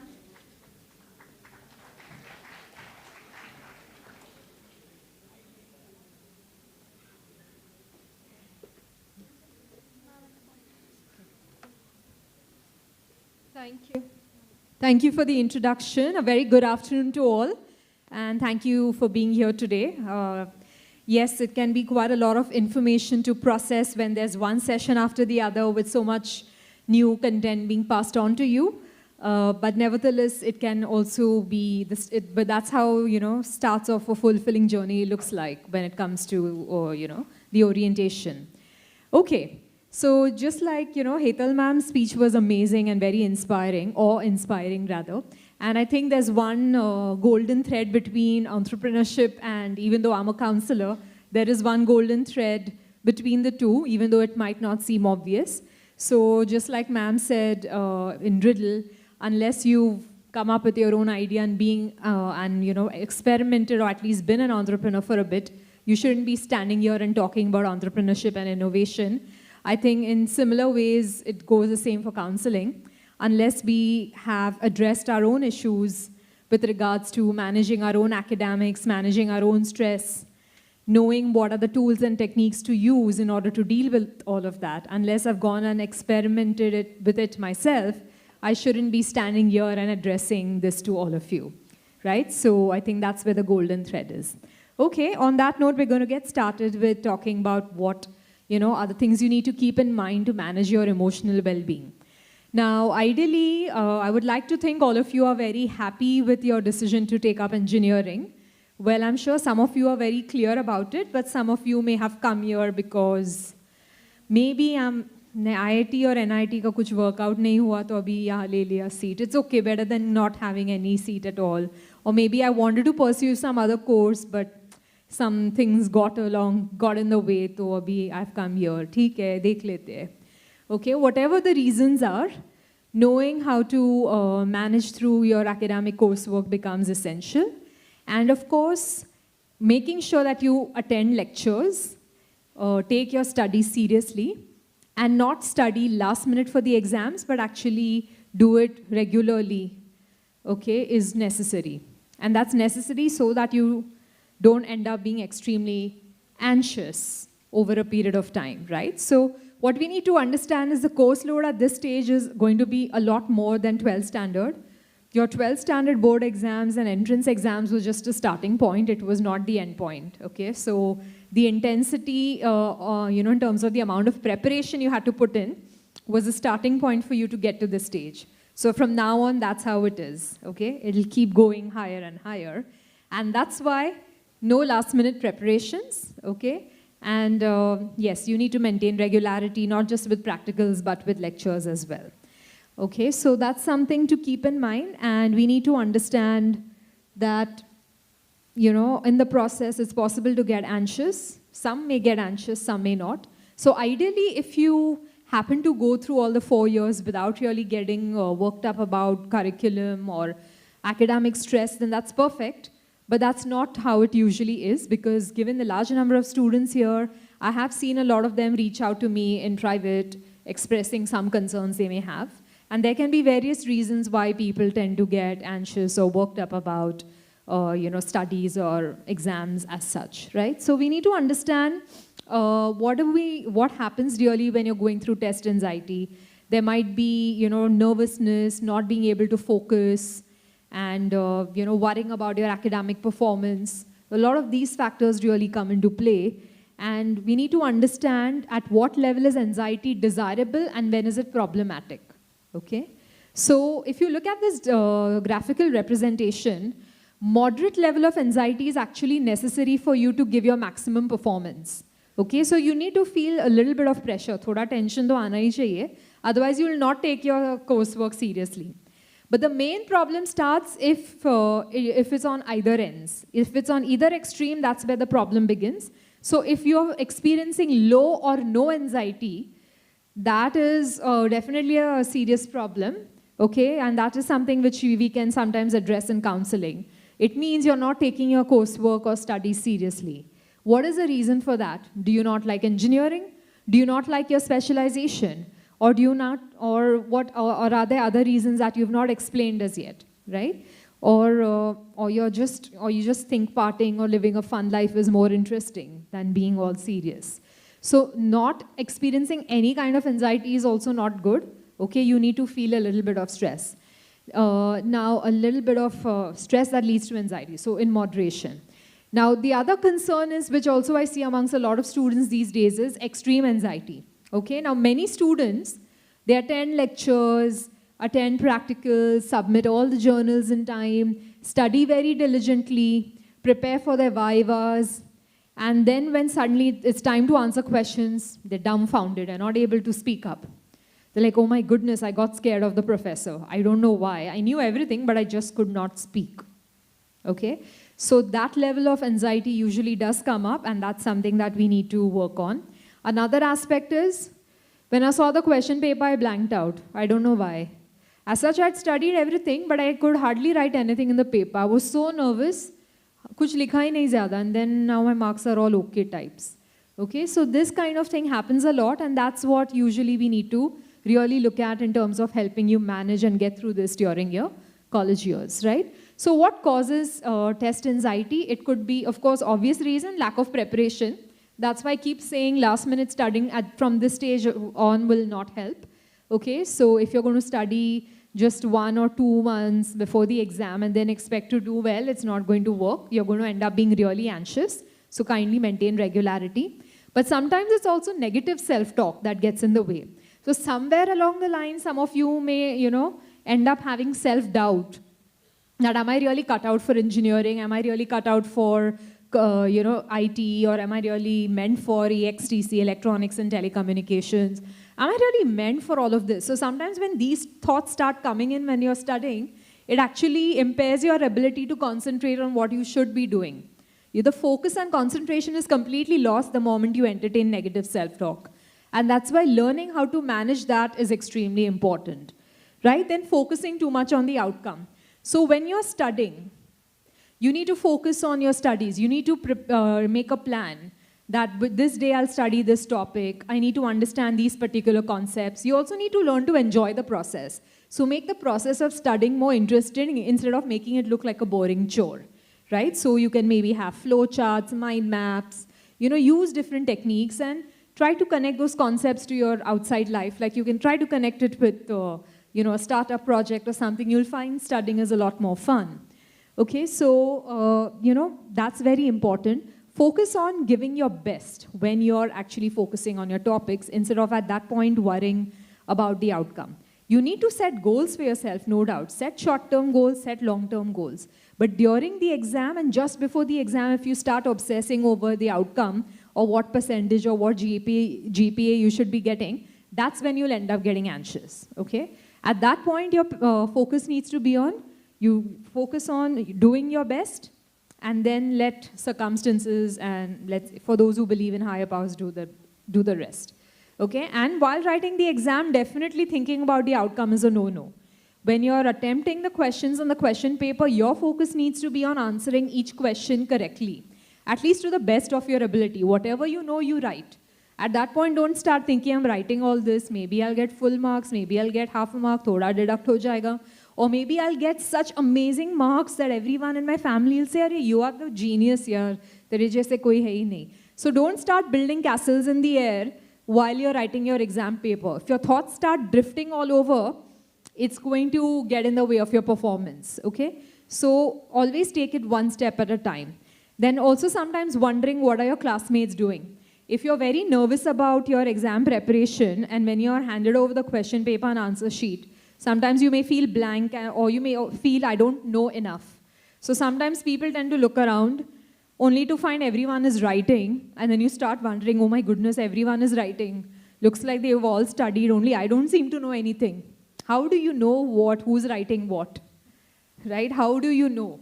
So you don't think about who's writing what. Your focus needs to be on giving your best. Okay? So at that point, avoid comparison and avoid thinking too much about the outcome. So faulty thinking pattern can really get in the way of, performing well in your exams. And of course, issues outside of college, some other issues in your personal life. Sometimes there might be issues between you and your family members, or sometimes there might be issues like girlfriend, boyfriend, relationship problems that might get in the way or impair your ability to, stay focused on your studies and exams. So we will be talking a little more about that shortly.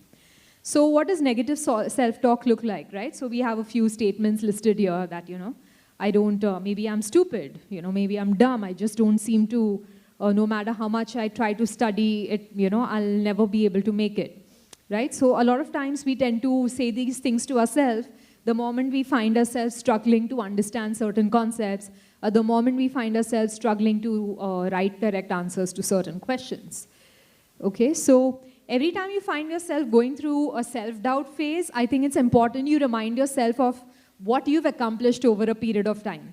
So a good way to do that is maybe make like a my accomplishment list and probably list out at least 10 accomplishments or achievements you've had till date. Obviously, there's something you must have achieved till date, otherwise you wouldn't have come till this phase, right? You wouldn't have made it over here if you had not achieved anything at all. So once in a while, pat yourself on the back, make a list of your achievements, put it up somewhere on your study desk or drawer or somewhere where you can see it, so that it serves as a reminder for yourself every time you're feeling low or doubting your capabilities. Of course, test anxiety can manifest in various ways. It can be more, physiological, it can be behavioral. So these are some of the symptoms that we tend to feel. Sometimes I've seen students, they want to use the bathroom very frequently just before the exam, and that's the reason why sometimes they enter the hall late. So all these kind of things happen, and that's nothing but extreme anxiety.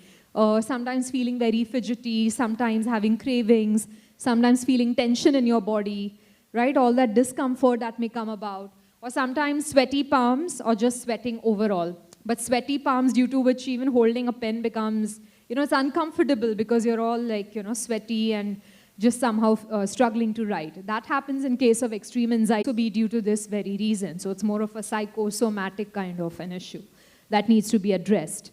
Then, of course, there are cognitive symptoms where you're not able to focus at all, or there's this feeling of blanking out, okay, or not being able to understand what's being said, written in the question paper. So the blanking out phase is very common in when you're experiencing exam anxiety. And one way to manage that is to ensure that when you receive the question paper, okay, for at least 2 or 3 counts, just take deep breaths. Long, deep breaths to the count of 2 or 3, okay, and keep your eyes closed for that much time, just for a bit. Then open your eyes and then go through each question one by one. Don't worry about your friends. Don't look around anywhere else. Just read any judgment. Don't judge yourself. I know this. I don't think about that at that moment. First, just read each question one by one. Take it one step at a time. Then, when you are allowed yourself to calm down a little bit, you first start writing about those things you know. I'm sure if you've studied regularly, there are some things you would immediately know and be in a better position to write about. First, start writing that. Then later on, you go and write about questions which you were initially not sure of. As you start focusing and writing answers you will have that, there are high chances of having an aha moment, because of which slowly you will be able to recall, material for the other questions. And like that, you will be able to attempt your entire exam, right? And slowly also increase your confidence in the process. Okay, so these are some of the things we need to understand. Also, there are psychological symptoms, which comes in the form of, like we said, negative self-talk. Sometimes it can be in the form of anger. You might be having anger issues. Either it's because of your temperament, or either, unfortunately, it could be due to a fight with a girlfriend, boyfriend. That also happens.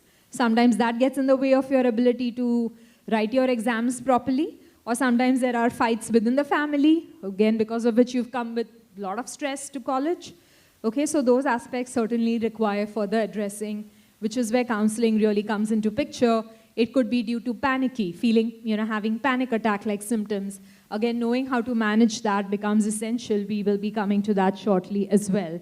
Sometimes it could be sadness, and what could the reason for that sadness be is also what we need to try and understand. Is it sadness because there's some unfulfilled dream? Is it sadness because there was an unexpected loss or death in the family during the pandemic? What is the reason for that? So again, requires further addressing. Managing test anxiety, extremely important. How do we really go about doing that? So first of all, you need to know your exam schedule well in advance. Make sure you check your emails regularly. Everyone will receive a Somaya email ID. Make sure you check your emails regularly. Please make sure you attend college regularly and look out for all the notices that are being sent. Talk to your professors. Do not assume anything. Do not operate on assumption when it comes to exams, results, or anything of that sort, because everything is communicated very clearly and in a transparent manner. Try to understand what the grading system is like. How are the exams graded? How are they assessed? Is the format similar to previous years or has that changed? Try to understand that by talking to the professors, talk to your peers, talk to seniors. That should give you a better idea. Also, set goals. Okay, so you can set short-term and long-term goals. I'll be sharing with you one small technique which would also come in very handy in terms of setting goals. And also having a study timetable, that will also be very helpful. I'm sure that's something all of you know about, but also what I find students struggling with is, oh, I make a timetable, but then I'm not able to follow through with that. And of course, nowadays we have social media distraction, so it's even harder to follow through with my study timetable. You know, maybe I plan to study for 2 hours, take a break for 15 minutes, then again go back and study for another 2 hours. What did I instead end up doing? I studied for 2 hours, then I thought, 10-minute Instagram dekh lete, but that turned into 1 hour without me realizing. That turned into 1 hour, then I went to another social media platform and that turned into another hour, and then I ended up watching some favorite series online, some OTT shows, right? So study timetable, following through went out of the window. So what you need to do is schedule, make a study timetable, but also make a timetable for using social media. That would be very helpful. So you can literally decide that on these days, I will use social media only for fixed time. I'll only be on these platforms at this time in the week. Also, log in and log out from phones. Don't keep the app logged in. Don't stay logged in, because that's when just going on the phone and doom scrolling becomes easier. Log in and log out. Every time there's effort involved, you're less likely to do it when you're in the midst of a busy activity. Also, apps which are not needed every day, okay, which you use a little less frequently, you can delete them from your smartphones and have them, and you can use the web browser version of that on a common device at home. Let's say if you have a common desktop or iPad or whatever. So some of those apps you can delete. So these are some small tweaks that need to be made, but nevertheless, they are very useful when it comes to managing your digital habits, and it will help you to stay a little more focused, and therefore then increase the chances of you actually following your study timetable. Okay, so review your material, whatever you're studying throughout. Okay, that's also necessary. And of course, in order to make sure you're systematic, maintaining a to-do list also really helps. So for example, the day, in the morning you can, before coming to college, make a list of things you want to do for the day. I want to get these things accomplished. It could be a list of 5 or 10 things. And in the night, just have a look and see if you actually manage to get those 5 or 10 things done. If you manage to get them done, strike it off. If you could not get it done, you leave it as it is. And every day at the end of the day, assess if you're actually able to get those things done, and are you actually cancelling them out, or is it staying the same? That'll give you an idea of how systematic or organized you actually are, right? So, and then that's how you can plan your schedule accordingly going forward. Of course, even using positive self-talk is essential if you want to really know how to go forward and learn how to manage your anxiety-related thoughts. Okay, so these are some examples given here in terms of how to rephrase it from negative self-talk to positive self-talk. So every time you're having a negative thought, replace it with a positive, realistic, rational, practical thought, right, as given over here. So, for example, I hate maths. I've had students from engineering come and say this to me, okay? Either they hate maths or they hate physics, but these are very important subjects in engineering, but sometimes still students have said that. I hate maths, I never do well in a maths exam anyway, so what's the point of studying? So that's what negative self-talk would look like. In your mind, that's what you'd probably say, but positive self-talk would look like this. Maths may not be my favorite subject, but if I practice and ask questions, I'll be okay. So what is it that I'm saying to myself? What is the chatter in my head? I need to try and rephrase that chatter to make it a little more positive in my head if I really want to get myself motivated and maintain that momentum.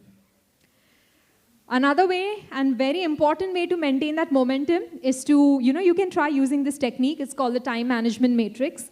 And this matrix is used a lot in corporates also, so that maybe you can start practicing it from now itself in the academic sphere. So time management matrix is to help you prioritize your tasks based on how urgent or how important it is. So box 1 is basically important and urgent, okay, which means whatever tasks you put in box 1 needs to be your highest priority. Things that you need to do right here, right now. What needs to be done right away. Box 2 is whatever is important but not urgent. As in, what are the things that require planning and preparation? Those are the things that will go in box 2. Okay, so maybe at this stage, there's still time for your test, but you can always start preparing for it. So that would go in box 2. Box 1 would be, after college starts, immediately what are the first set of deadlines? That would go in box 1. Box number 3 would be delegation, right? So it's basically not important, but urgent. Okay, now this can often be a distraction. Because let's say, for example, you're at home and you're giving some mock test, and the doorbell rings, and maybe some parcel you've ordered from Amazon shows up, the delivery guy shows up. And, so maybe at that point, you can probably ask a family member or someone else to open the door so that you can continue to focus on your activities of, giving the test. And box number 4 is not urgent and not important, which means it needs to be lowest on your priority. Those are the time waster activities, which means, for example, doom scrolling on social media or partying late night just before your university exams. Okay, so those would be more of time waster kind of activities in box 4. So like I said, please start using these kind of techniques from now itself so that by the time you get to the phase where you have to do your internships, you will be more familiar with this technique because this is used a lot in organizations for prioritizing tasks as well. Okay. Then, of course, there's something called SMART goals. Again, this is a very effective technique you can use for short-term and long-term goals. Some of you might be familiar with it. Some of you may not be familiar with it. Either way, it's a great technique to use to plan things out. So you need to write a goal. First, write what the goal is. Then write what are the specific steps you're going to take within the next 24 hours to begin work, so that you can get started on working on that goal.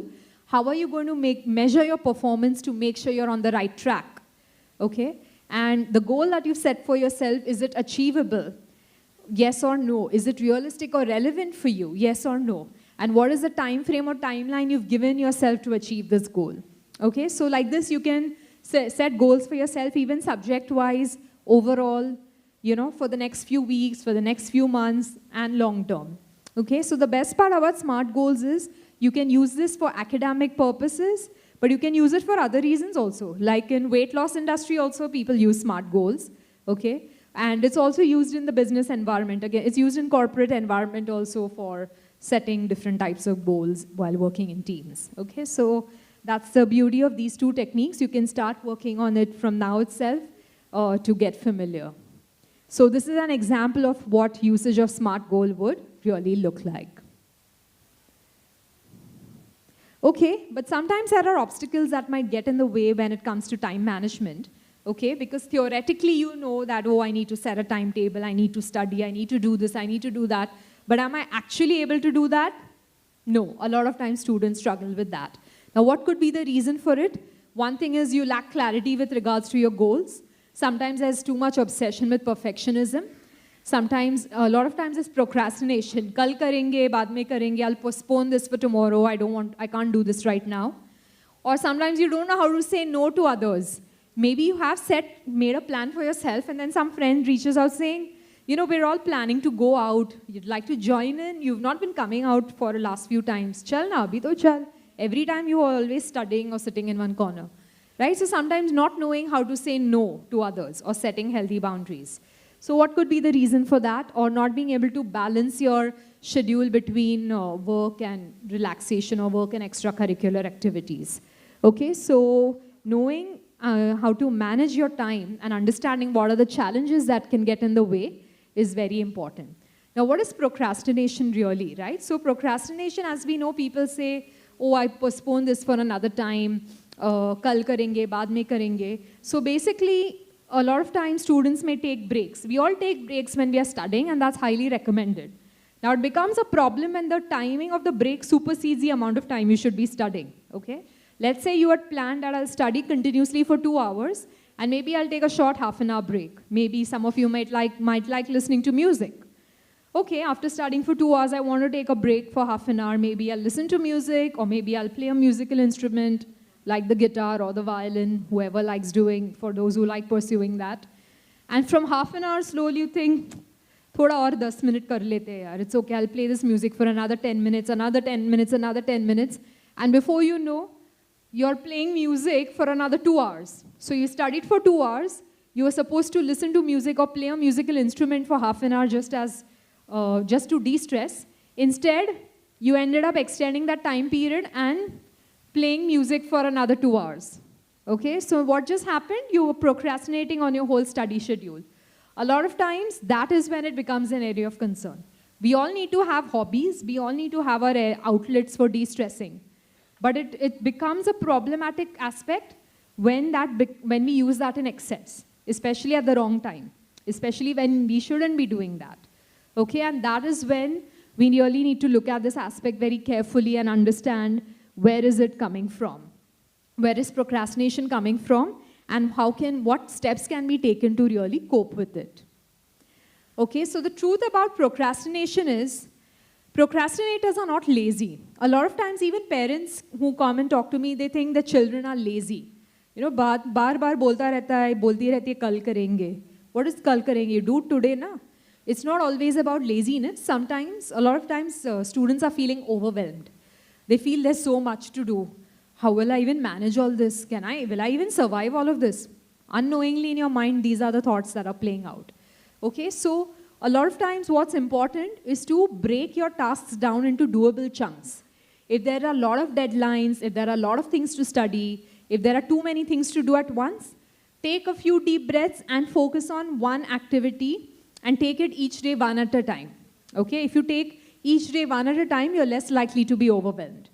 Okay, it's like when you're going and, for those who like hiking or those who like, hiking or going mountain climbing or rock climbing, if you take it one step at a time, it doesn't seem so scary. If you're doing rock climbing or rappelling, you take it one step at a time. But if you look at the whole thing till the end, or even while rappelling, if you look all the way down, you're going to be frightened. You're going to be scared. Okay, or if you're rock climbing and thinking, oh, all the way up I have to go, then it seems scary. But if you take it one step at a time, you will slowly but surely get there. Okay, and the same mindset you need to use when it comes to tackling procrastination. Okay, so break your activities down into doable chunks. Also, amongst the subjects combinations that you've taken, make an honest list of which subjects do you like. Which subjects do you like? Which subjects do you not like? Which subjects do you find easy? Which subjects do you find difficult? Of the subjects you find difficult, is there some specific topic or concept that you find you don't understand? Jot down those points. And then please make it a point to consult your professors and clarify your doubts. Or ask your peers or ask your seniors.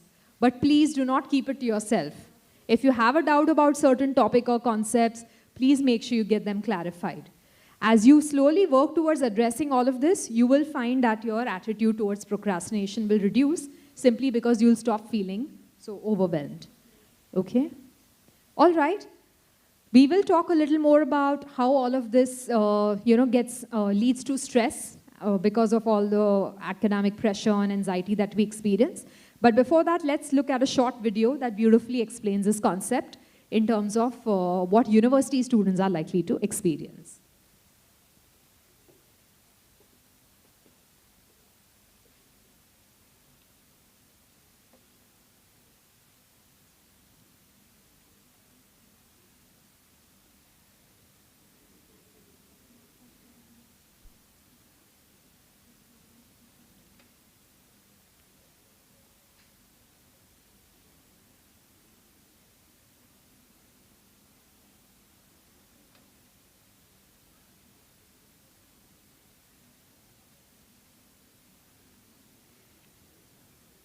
Please give us a minute. Sometimes it can slow down considerably.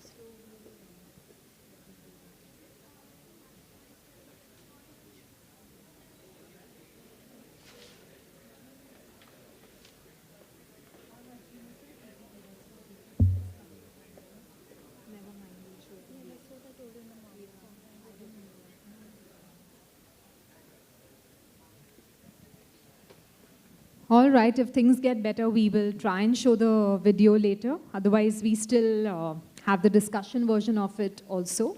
So let's try and move on. Next slide. Yeah, okay. Okay, so what do we understand by stress? It's basically to what extent are you able to cope up with demands of day-to-day life? Okay, so everyone's demands of day-to-day life are different. In your case, it's more of a student life. And we need to understand stress is, it can differ from person to person. So for some students, maybe attending certain practicals might be a source of stress. For some other students, maybe attending some particular lecture might seem like a source of stress. The threshold for tolerating stress differs from person to person. And that's essentially what we need to keep in mind, right? Stress can also be positive. Okay, that is called eustress. So for example, maybe bagging an internship or taking on additional responsibilities after becoming the class representative or the chairperson of a particular student council. Or stress can be distress, which is more negative in nature. So which is more of stress that leads to anger, frustration, tension. Okay, a lot of that that we've been talking about, jealousy. We'll be talking a little more about that later too. That's what negative stress looks like. And of course, we have symptoms of stress that come in the form of nightmares, diminished concentration, okay? So feeling indecisive, not being able to take any particular decisions per se, okay? And of course, possible consequences of stress mean feeling overwhelmed, right? Now, this feeling of overwhelmed is what is connected to procrastination. So what does feeling overwhelmed look like? Sometimes one parent might shout at you, अभी तक ऐसे ही time pass कर रहे हो, जाके पढ़ाई करो. So you might take a book and sit in one corner. You've opened the book. There's some topic you've started to read. You probably read 2 paragraphs, and after that you just zoned out.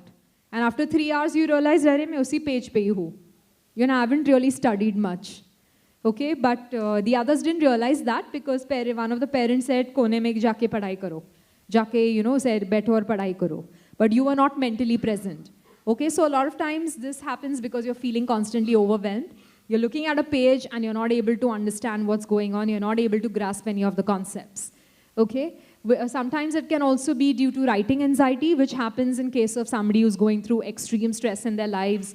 Maybe there's grief, maybe there's trauma involved. Those aspects need to be looked at or explored. And we found a lot more writing anxiety when students were going through the pandemic phase because you all had lost touch with writing exams. You all were mostly doing click, click, click and multiple choice type exams, right? So at that point, we found writing anxiety after everything opening up to be a lot more.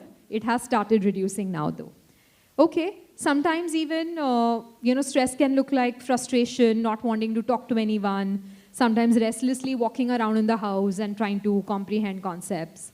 Okay, so there are ways through which you can manage your stress. First of all, one way is to shift the way you look at things. Learn to see stress as challenges. Instead of getting scared of it, try to see it as a challenge is there. I'll work towards overcoming you. I'm not scared of you. So if you go with that attitude, things are likely to get a lot better. Of course, taking breaks is very important. Take intermittent breaks, but of course, make sure your break time is less than your actual study time. A very important aspect which sometimes some people might find funny, but I've noticed this happening a lot. Many of you don't have breakfast. So please make sure you have breakfast every day before coming to college. Those of you who travel long distance, you can carry something with you and maybe eat it in the train or in the bus, or maybe come here, reach college and then eat. But having breakfast daily, having a healthy, nutritious breakfast daily is extremely important. As the terminology suggests, it's break fast. Okay, you're breaking your fast after having your last meal, which was probably 8 or 10 hours ago. Okay, and if you don't do that, and you come for lectures and practicals, you will not be in a position to concentrate. And if you don't eat anything in the morning, in the long term, it does lead to, increased acidity levels and then related health issues. And this will therefore get in the way and impair your ability to concentrate on your studies or do well in the exams. So never come on an empty stomach in the morning, or if you happen to come on an empty stomach, please make sure you reach here early and make some time to have breakfast. Also, I know in today's day and age, people go out a lot, especially on weekends, and we want to, and that's a great way to de-stress ourselves. But regulating your alcohol consumption is very important. If you're abstaining from it, great, because when you're consuming excess alcohol, at that moment it might feel good when it comes to de-stressing from academic pressure, but in the long term it only does more harm than good.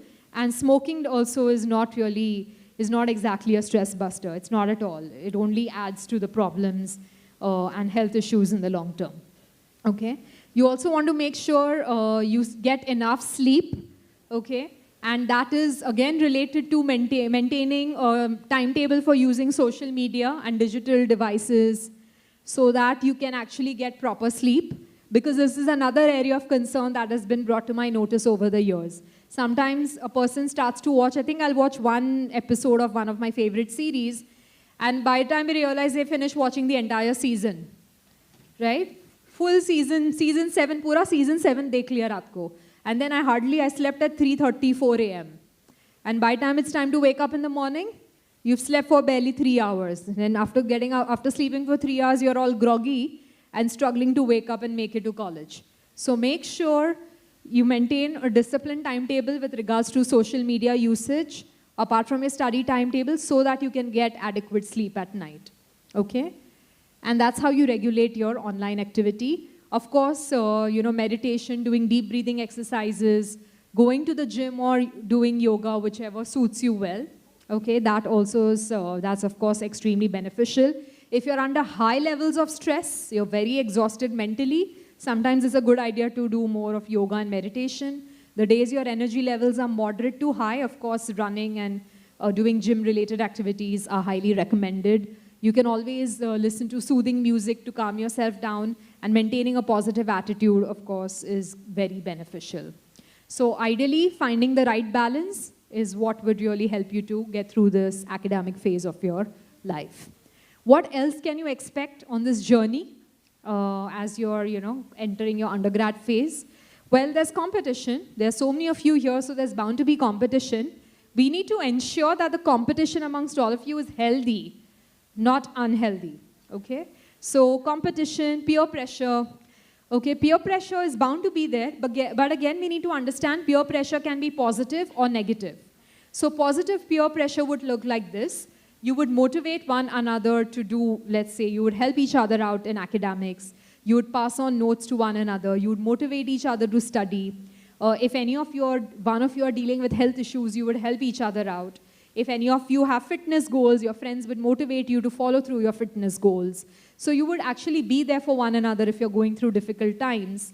And you would encourage each other to adopt healthy lifestyle and related habits. What does negative peer pressure look like?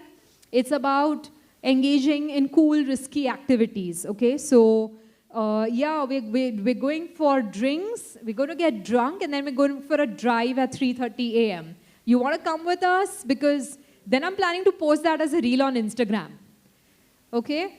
Now, if that's the criteria for being part of the friendship group, that kind of friendship is not going to last for too long. And that's negative peer pressure, okay? That's not real friendship.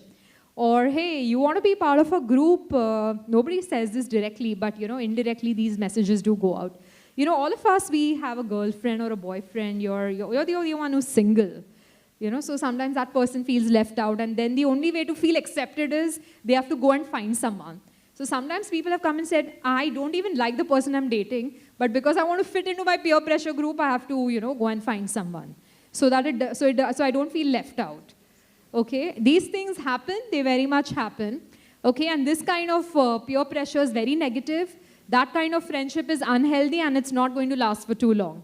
Again, another aspect of negative peer pressure is suddenly there's an overnight shift in attitude if one of the friends in your group gets a KT after exam results are declared. Oh, all of us passed with flying colors, usko KT mila. Now we're going to stay away from him only, not going to talk to him at all. So these are some of the things we've come across, sudden change in the attitude.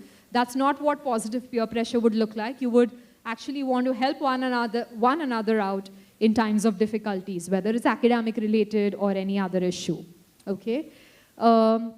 Also, we need to understand that infatuation and relationship concerns are also a big area, or, and a big reason why sometimes you struggle to manage your academics or personal life in general.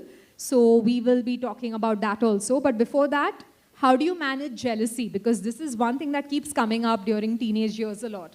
Either it's jealousy in personal relationships, or jealousy because somebody's doing better than you academically, or jealousy because, oh, the other person seems to have it all. Girlfriend, boyfriend bhi hai, marks bhi अच्छे मिल रहे हैं, और student council में भी head है. And I'm barely struggling with my academics. Right? So sometimes that kind of comparison or jealousy can come about. In times like that, a jealousy map can really help. You can actually make 3 columns. So the first column is make a list of all the people you're jealous of. The second column, you can write down the reasons why you're jealous of all those people.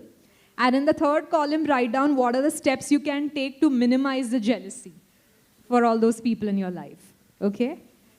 And finally, this is another very important thing I would request you to make a note of.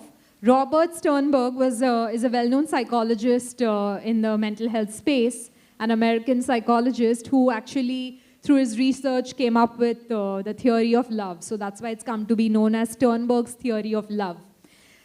Since getting into relationships and hookups is getting more and more common, I think it's important that you look into this aspect and try and ask yourself, what is the reason for getting into a relationship? But first, let's try and understand what are the different components. So there's liking or intimacy. Okay? Liking or intimacy means being friends with someone.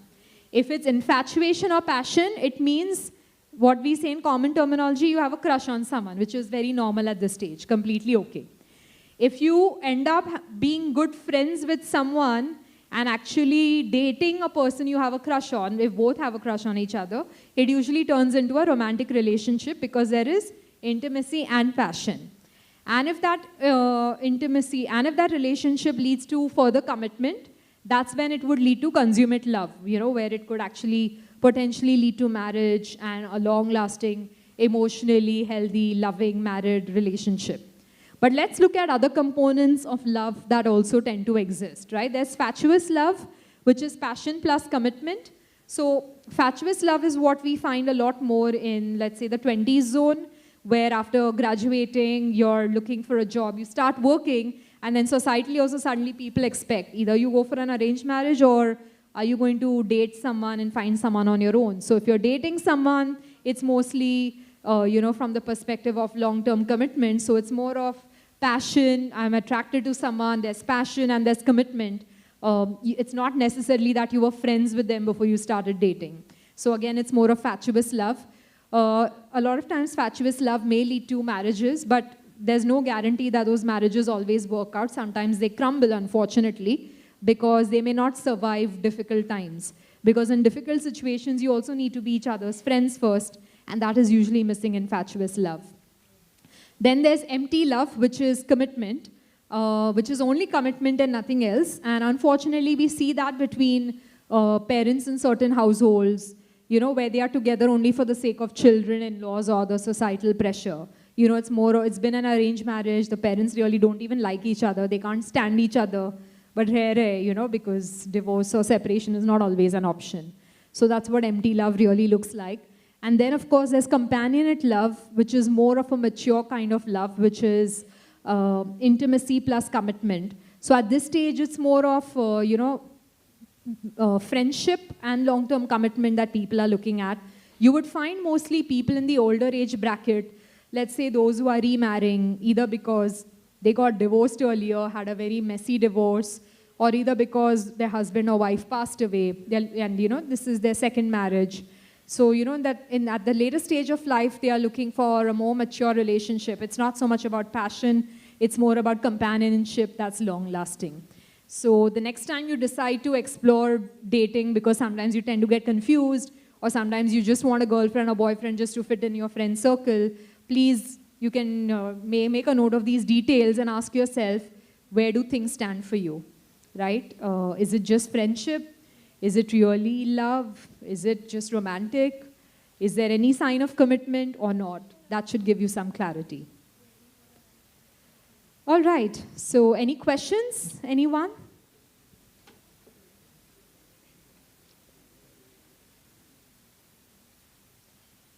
Any questions with regards to what we've discussed?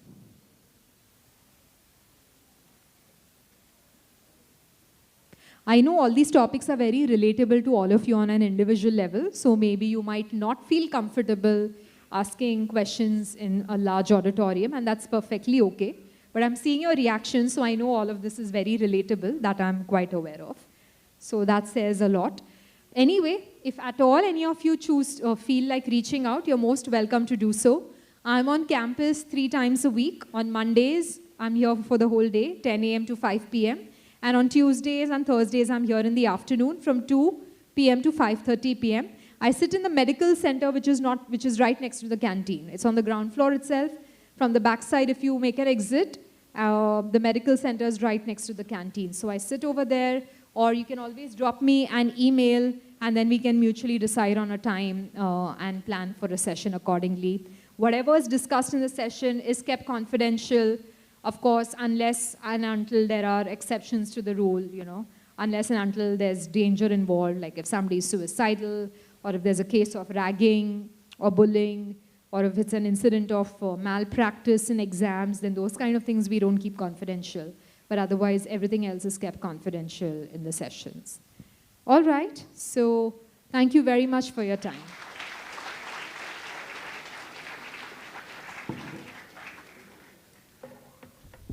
Thank you, Kshitija ma'am, for the detailed presentation on emotional well-being, and also for talking about the importance of developing a positive outlook. The next presentation is a presentation that is connected to an earlier presentation that you had on Riddle. So I call upon stage Mr. Sagar Korde. He is the faculty mentor of Bloombox, the entrepreneurship cell of KJ Somaiya College of Engineering.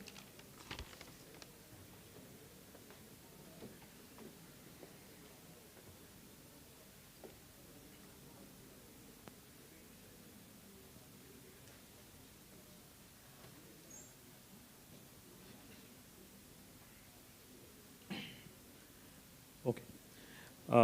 Good afternoon, all. I am Professor Sagar Korde, and I am in charge E-Cell, okay, that is Bloombox KJSC. So, our statement is innovate today and lead tomorrow. So, before going to deep dive into my presentation, let me start with the bold statement against entrepreneurship cell. Okay, that is, it is just impossible to teach anybody about entrepreneurship. Okay, because it is, entrepreneurship is a altogether journey. Okay, here you need to learn something out of the experience of some experienced, successful and failure people. Okay, and on the basis of that you can plan for ideation, innovation, ideation, okay, then prototyping, and it leads to final product.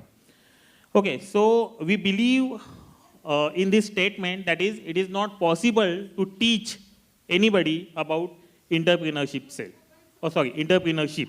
And our entrepreneurship cell, okay, basically believe on this statement, and we actually try to give or try to share experience of the domain expert with our student.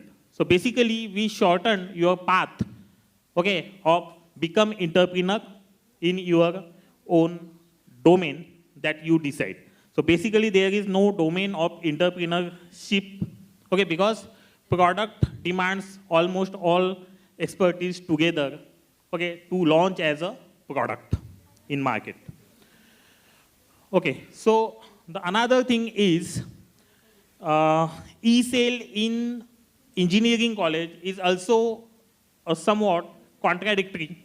Okay, so today it is the mandate of most of the government agencies.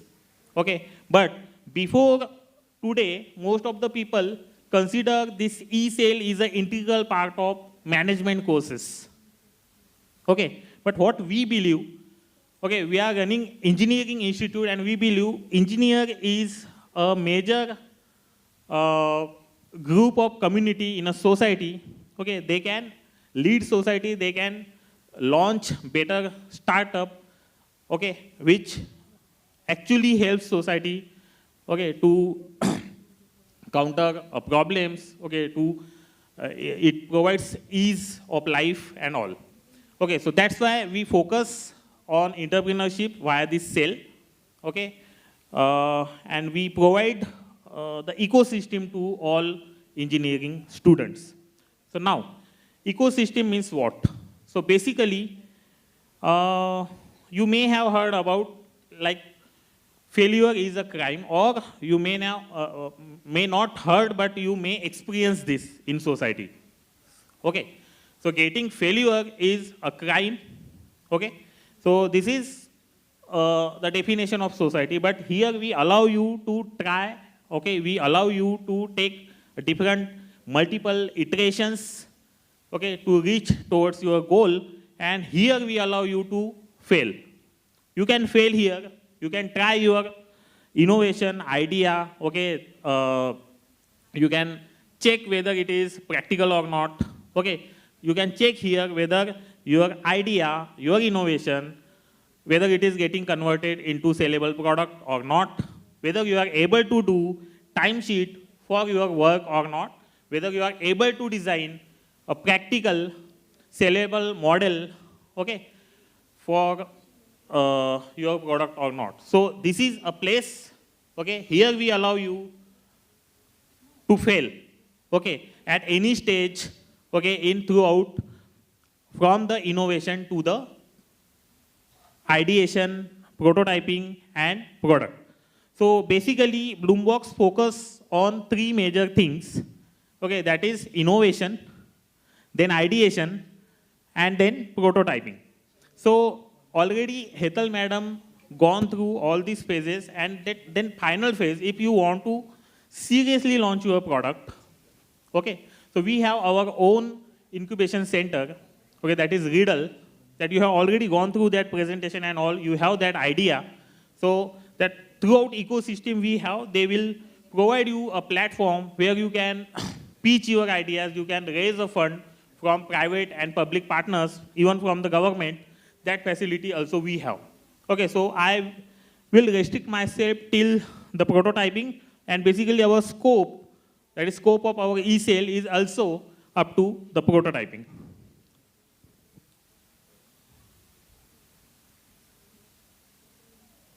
Okay, so this sale established in 2011. Okay, so harboring engineers with inception and objectives, okay, of future. This is a single statement definition of our council. Okay, these are our objectives. So spread awareness about entrepreneurship. Okay. Then build platform for students to experiment with their business ideas and gain experience. So I have started this presentation with, this is a place to experience failure, and you can give a multiple iteration to convert this into success. Okay, so we basically organize various events, so that I'm going to cover in coming slides. Okay, so we give that entrepreneurship related sense, okay, to our student, and preparing student by giving them a glimpses of startup. Okay, so some highlights about our e-sale and our events. Okay, so e-summit is our flagship event, okay, that we conduct every year. So basically, before it was online, in online mode, then hybrid mode, and from 2022, 21, 22, and 22, 23, okay, we started in offline. And these are the two speakers, okay, they visited our campus and they pitched their keynote speech, okay, from this stage only. Okay, so I think you know about these two guys, okay, Ashnir Grover, and second one is Ankur Wageku. Okay, so you can judge if you want, okay, so our penetration into this domain. So these people also respect, okay, if we call them and they come to our campus, so you can guess. Okay. So the third one is Raj Shamani. Okay, he is also an influencer, a popular influencer. Okay, he also visited to our campus. So basically, apart from the keynote speech, okay, we also conduct panel sessions, okay, where we call some entrepreneurs, influencers to discuss on a common issue, okay, and we also provide students a platform to ask them the question, okay, first hand. Also, uh, we have our own blogs, okay. We discuss with almost all type of entrepreneurs. All type means I am now considering their turnover, okay. So from small scale industry to almost large scale industry, we actually try to conduct their different blogs on different topics. So sometimes it is not possible in person, so we also conduct online. Okay, so at the end of this presentation, I am going to share our social media handles so you can join this journey. Okay, so here, this is a snapshot of this panel session. Okay, so as I have already told you, E-Summit is our flagship program. Okay, every year we conduct this. So in this program, okay, we conduct one keynote speech from the top-notch guy from the entrepreneurship industry. Okay, just like Ashni Grover, Ankur Wareku, let's see, in this year. Okay, then we conduct some different event like MUN. Okay, then pitch cafe where student can pitch their ideas, working ideas in front of the influencer, entrepreneurs, and who can provide seed fund to their idea. Okay, then case quest is the another thing that we conduct. So where we give some case studies to students. Okay, this year we have given Yes Bank case study.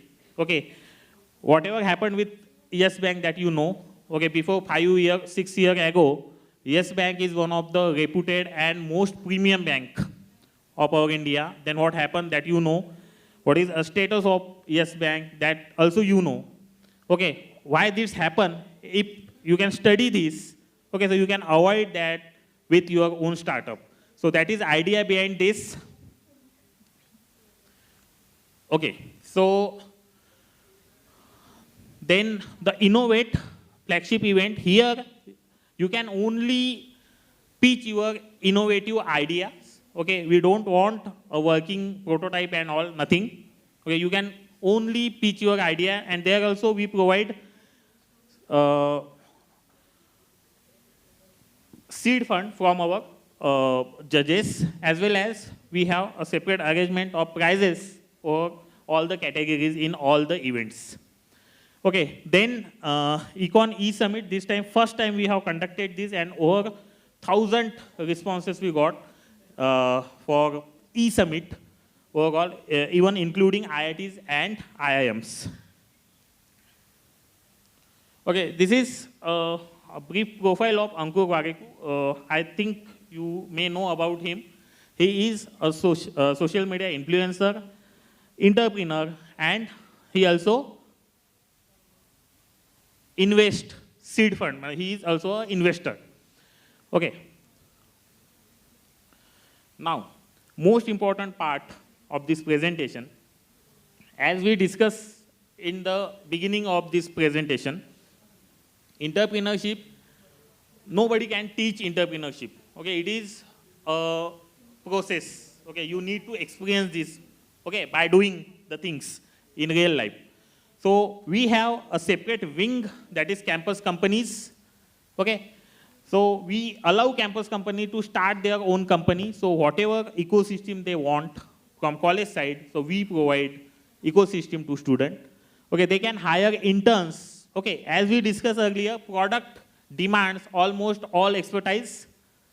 Okay, so you can hire interns from college officially.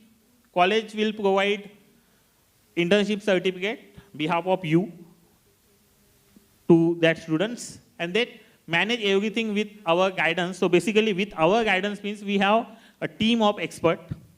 Okay, some expert from Riddle also, and some we have our own ecosystem. So if you have, so basically we believe in a project clinic. Okay, most of the time what happen, due to a phobia of failure, we don't start with the project only. Okay, there is a phobia like whether we are able to complete this in a particular time slot or not. Okay, so what we believe, we provide clinic-like services.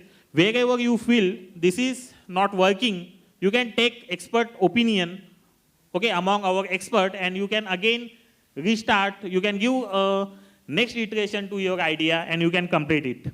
So that type of ecosystem we provide. We also provide you a platform where you can pitch. From here, you can raise some seed money. Okay, so total 8 campus companies are running, okay, till date, and some are in a process. So let me go through these campus companies. So Meshcraft is our first campus company. They are actually working with high-end gaming. So basically, they create a gaming character, gaming environment, and all. Okay. Then Karya, so it is an ecosystem for students. Okay. Then startups and promoter. Okay. It is work like a platform. They can search whatever they want. Means company can search for the student and skill set and all other thing. Then Khas Charge is the another startup. So basically they deal in charge, peene wala charge. Okay, so basically all the charge available in a market, they are not charged as per the property. Okay, they made up with milk solid, citric acid and water. Okay, so for which purpose you are consuming this charge, it is not fulfilling that requirement. Okay, so they actually focus on the buttermilk based charge. Okay, so the major challenge before this industry is if you are creating charge with buttermilk, then shelf life of that product is very low. Okay, they are struggling, but they are doing well. Okay, so Indic works. So this is a combination of new technology and history. If you want to recreate a history, if you want to experience Rajyabhishek Sohla of Shivaji Maharaj, let's suppose, okay, we can recreate this, okay, using NFT and Web3 environment. So this startup is working in that direction. Then Live at Campus is a consultancy service for students who want to take education into foreign universities. Apart from education, it also helps you to hunt jobs and the accommodation as well.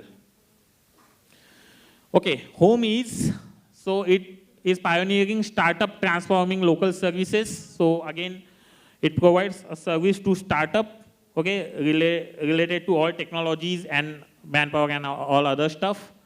Then PressX, this you can consider as a Swiggy, Zomato for laundry. Okay, so you can connect with your local shops. Okay, it may enrich your experience. Okay, so that is the idea behind this. And then the Stalin project. Okay, so it is again a platform, okay, where business consultation we can take, or we can hunt for a different startup for a particular idea, or vice versa. They can hunt for better skill set student and all other things. Okay, so these are our campus companies. Okay, so as we discussed, we provide ecosystem. Here you can experience, okay, here you can check whether your idea is working or not. Further, Riddle is there to convert your prototype into product. So these are our social media handles. Okay, we are there on almost all the platforms, and we are an active entity over the social media platform. Okay, so every day or almost 3 times or 4 times in a week, Okay, we post something on Instagram and YouTube, you can check. Okay, and our blogs are also come on YouTube with a certain frequency of 1 month and all. Okay, so that also you can check. This is our team. We are committed to encouraging more students to build and impact the world. Okay, thank you for listening. Thank you very much.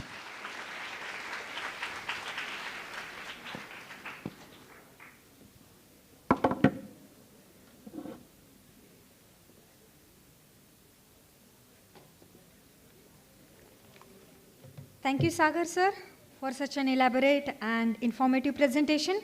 Coming up next is the most awaited session on training and placement by Mr. Vikrant Wagmare, Training and Placement Officer, KJSC.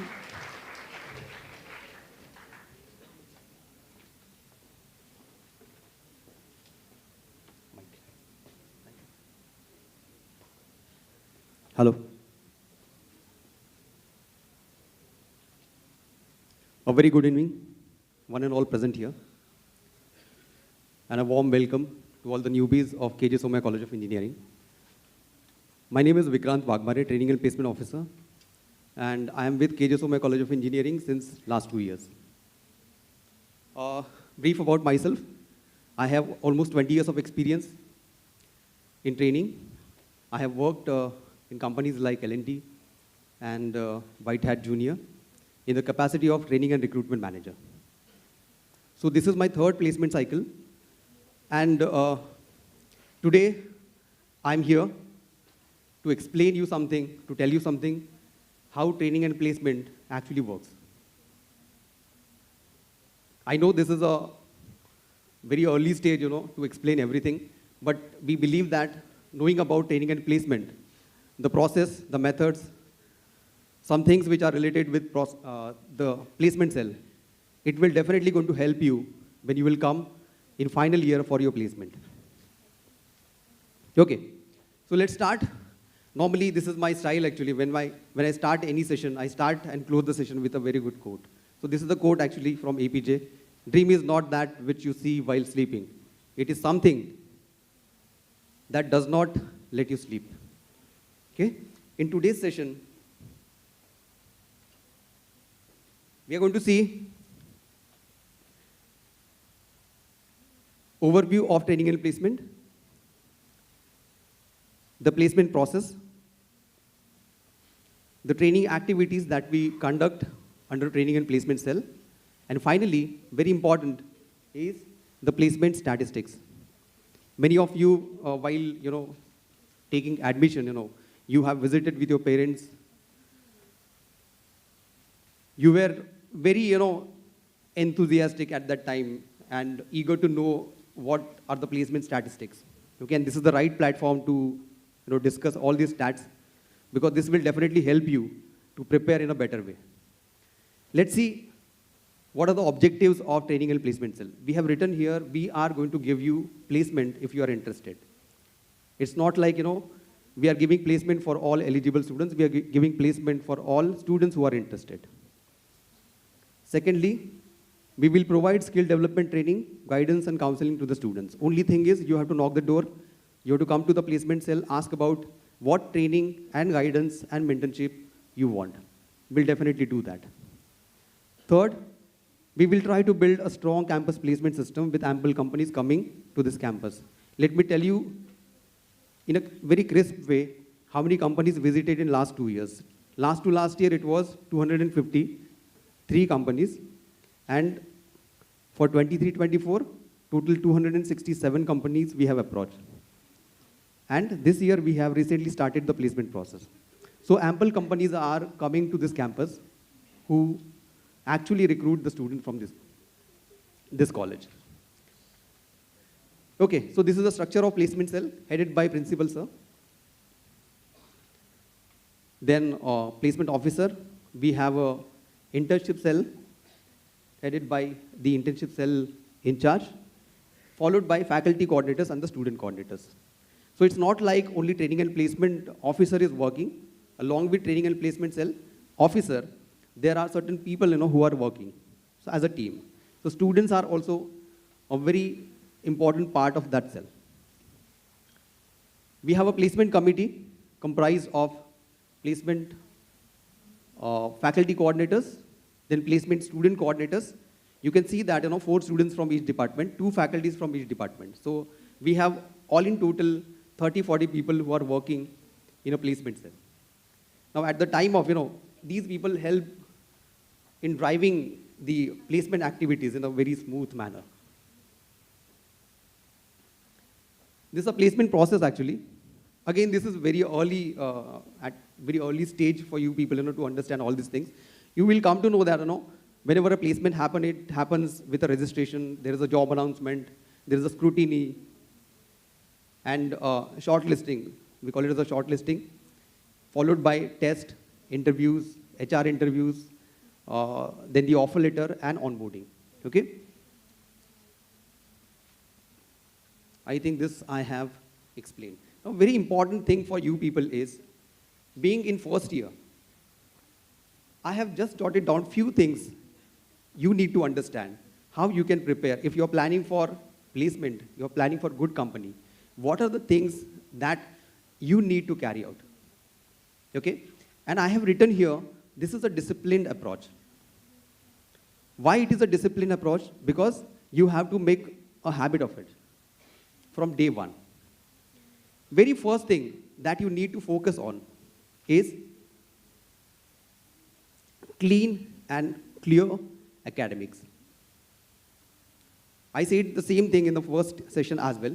You need to have clean and clear academics. It means that no KT, no drops, good CGPA. Ideally, 8.5 is a CGPA that is ideal. Many of the companies, will open doors for CGPA 8.5 and above. Although there are few companies who also demands CGPA 9 and above. These are few companies. Okay?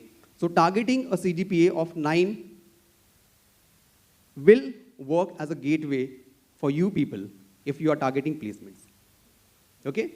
So very first thing that you can do from day one,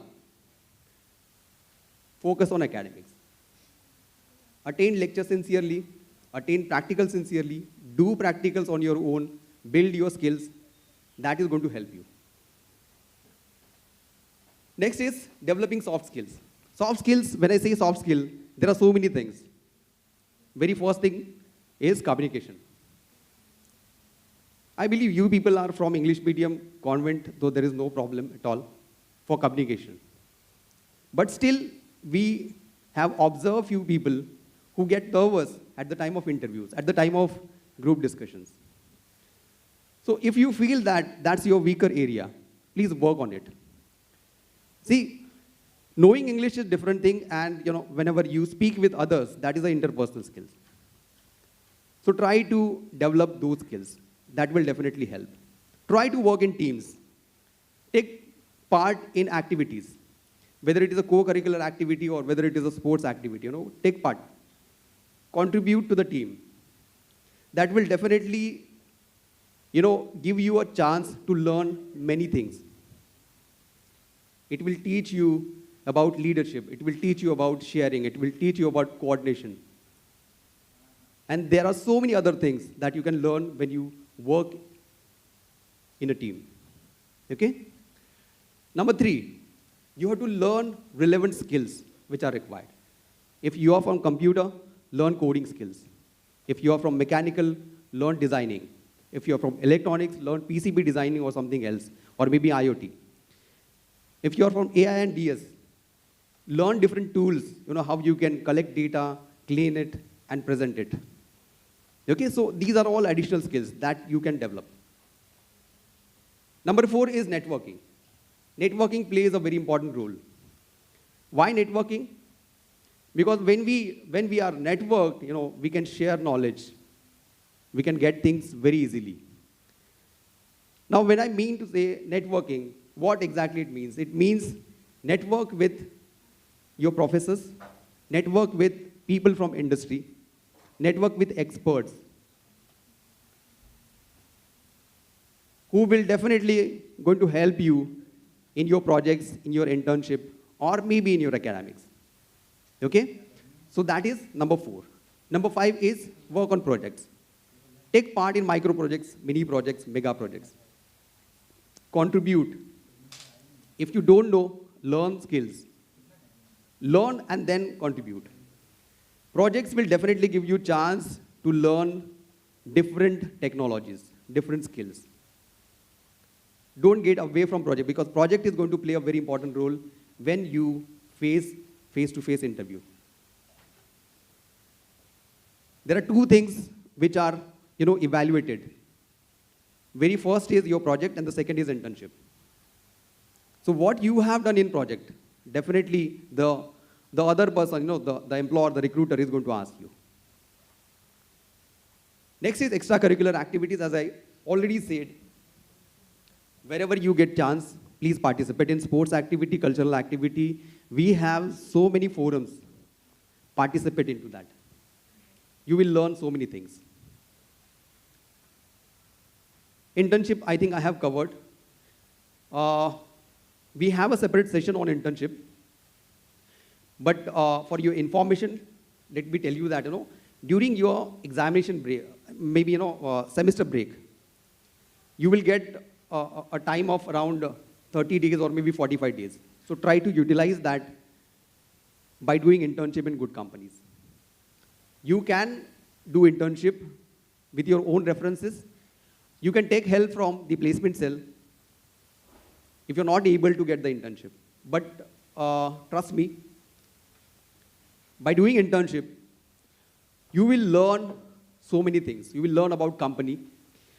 You will learn about company culture, company values, company environment, corporate culture. So all these things are going to help you when you will face the industries in the real time. Okay? So without wasting time, by only enjoying holidays, holidays are important.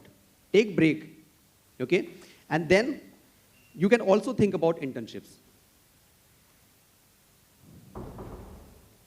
Next is time management. Now you will say that, there are so many things to do. We have to focus on academics. We have to take part in co-curricular activities, extracurricular activities, projects, internship. Where is the time? Manage time. Multitasking plays a very important role. The average time you people are spending on Instagram or social media is more than 4 hours. More than 4 hours. Reduce that. This is my sincere request, actually. Reduce the time and utilize that time in these kind of activities, which is going to help you in a very bigger way. Then personal branding. Personal branding is get connected with some good social networks like LinkedIn. Open your profile.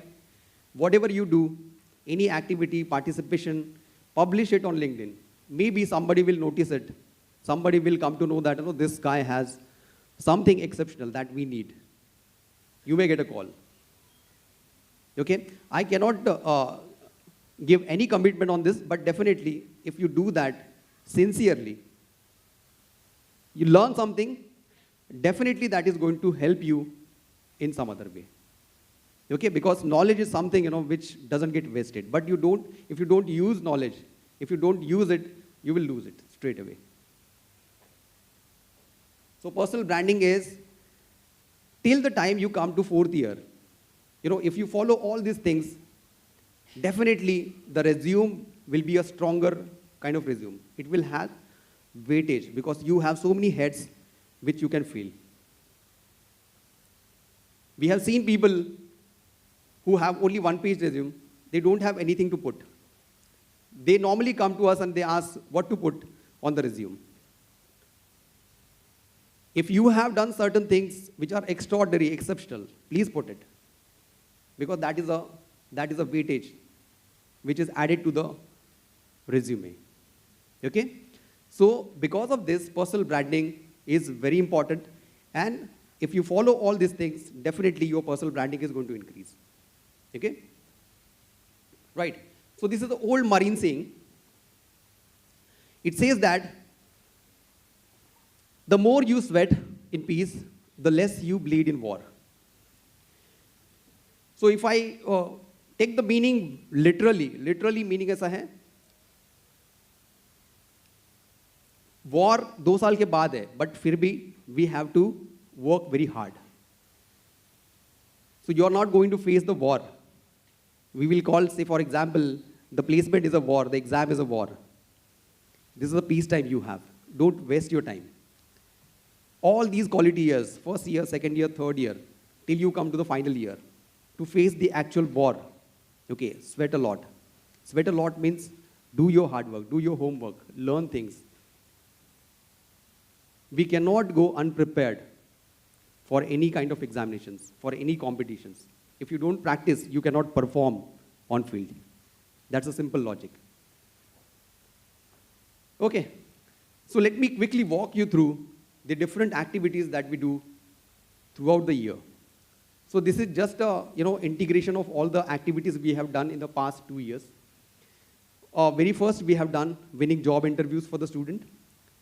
We do conduct all these kind of activities where people from industry, the experts come, they share their experience, how they face the interview, how you can face the interview in a better way, what are the do's, what are the don'ts, everything they explain. We have also invited the public sector like Indian Air Force to promote, what are the placement opportunities in public sectors. Similarly, Merchant Navy, we invite the international companies. This is the fleet management, Hong Kong. We invited them to promote opportunities in Merchant Navy, especially for mechanical students. We conduct training programs on soft skills. It plays a very important role in corporate. The overall feedback says that, a student is technically very strong, but he lacks in soft skills. He may have a chance to get rejected. Because, see, being a software engineer, I can give example for computer students. Being a software engineer working in a multinational company, you have to face the international clients day to day. So you need all these skills. If you don't have these skills, please learn.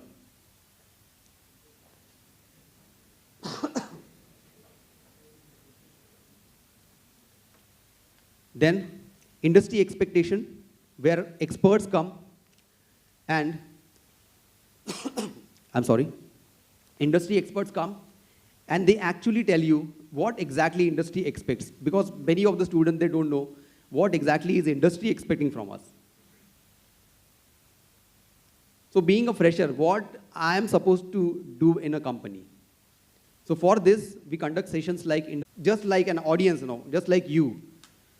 Now they are holding bigger position in a company, like Leon D'Souza, he is a senior managing director. He interacted with our students. One-to-one interaction happened. He guided the student, he shared his childhood experience, his engineering experience, how he climbed the ladder. Okay? And similarly, Amit Singh, he is a vice president, Edelweiss, he interacted with the student. So these are all, these are motivators. We platform, the platform where you can interact with these, bigger personalities.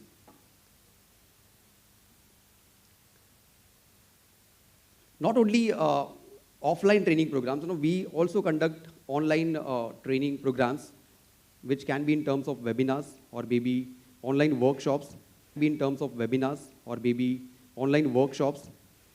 Many a time students are not comfortable coming to college for trainings. So for those students, we do conduct these online sessions.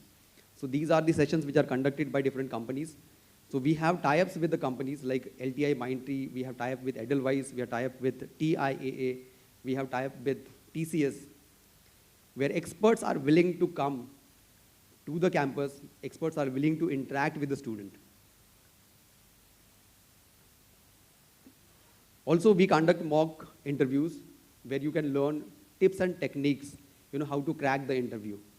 Again, this is a mock interview. We have conducted this recently, where the expert, he's an ex-L&T Infotech employee.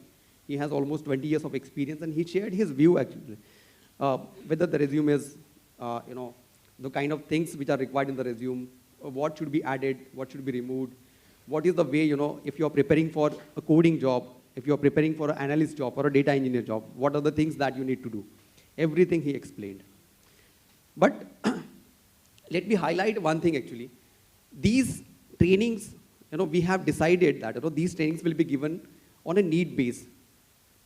Need based is, we are not going to force this training on you people. Because we believe that, already you are in KJSE, you are among the best. There can be self-learners who will learn things on their own, who will think that, we will do things on our own. But there are certain students, who need training. So that is called as the need-based training. If you need training, you can definitely come to TPO cell. We will arrange the training program within a week's time. That is for sure. We will arrange for experts, experienced experts from big companies, multinational companies. That is for sure. We'll do that. If you're not comfortable learning things in a group, you can ask for a one-to-one mentorship. That is also possible. We can conduct one-to-one mentorship, maybe offline or maybe online. Okay?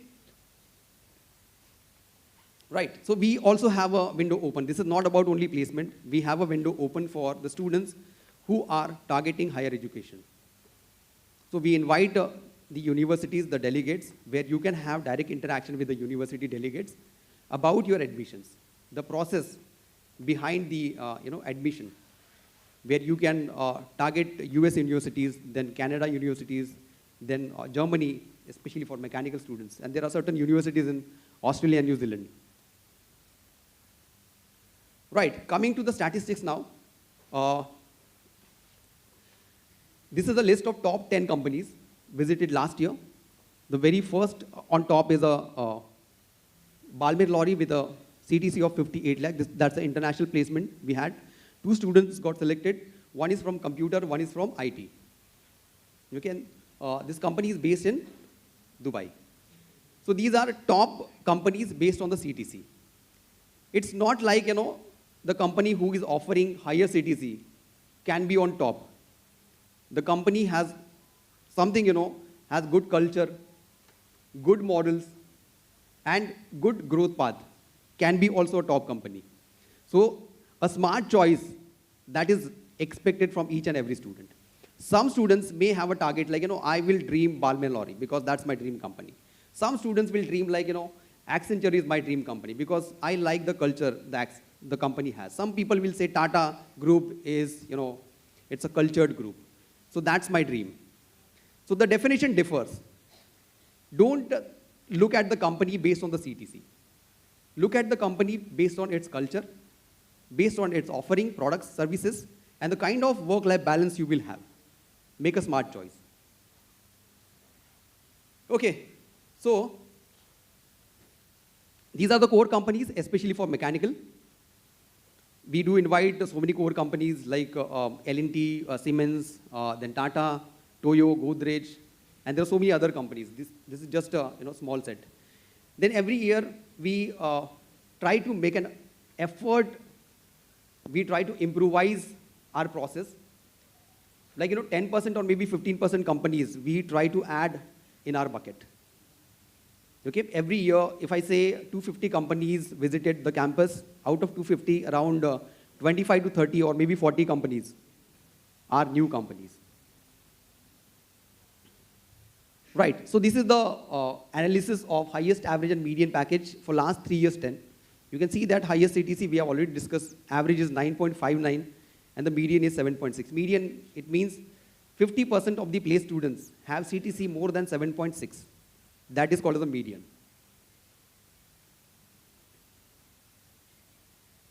This is the percentage placed 3 years. Last to last year, it was 79%. Last year, it was 100%.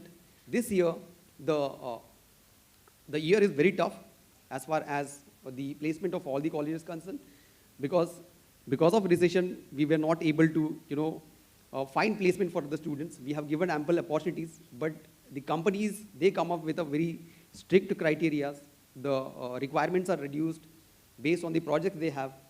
So still, we have managed a respectable number, that is 73%, and we have kept the window open for the past year student although we have started placement for the current batch, that is 24-25, we have opened a window for last year batch also, because we want to make it like, all the students should get placed. So that process is parallelly working. So it's not like we will close the placement when the year ends. It is not the case. If any student comes after 2 years and asks for placement, we will definitely help them. So that I can tell you. This is sector-wise jobs offered. Every year, this percentage actually, it varies. So majority of the sector is IT. Then we have analytics. Then we have 19% consulting companies like Deloitte, EY. Then we have KPMG. These are the companies who visit. Then we have core companies like L&T, Siemens, and all. They are coming.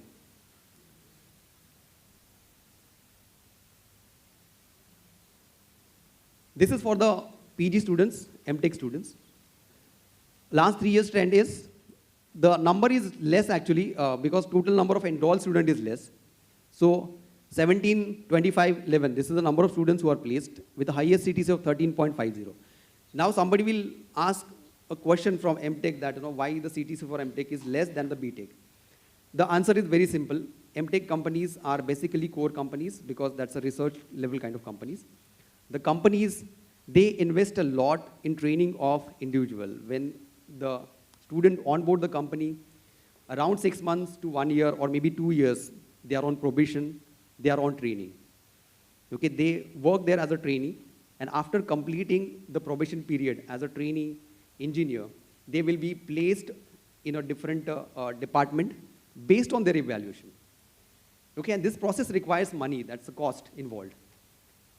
Okay, because of that, they are not offering any heavy CTC, but definitely you have a chance if you stay with the company, maybe around 3 years or 5 years. Definitely you have a chance to match that CTC, which the IT people are getting. Okay? Right. So these are placement highlights for 23-24. Only 7 students were there. 4 students got placed with the highest CTC of 13.5, and 3 students are still in a pipeline. Actually, they are appearing the different processes of companies.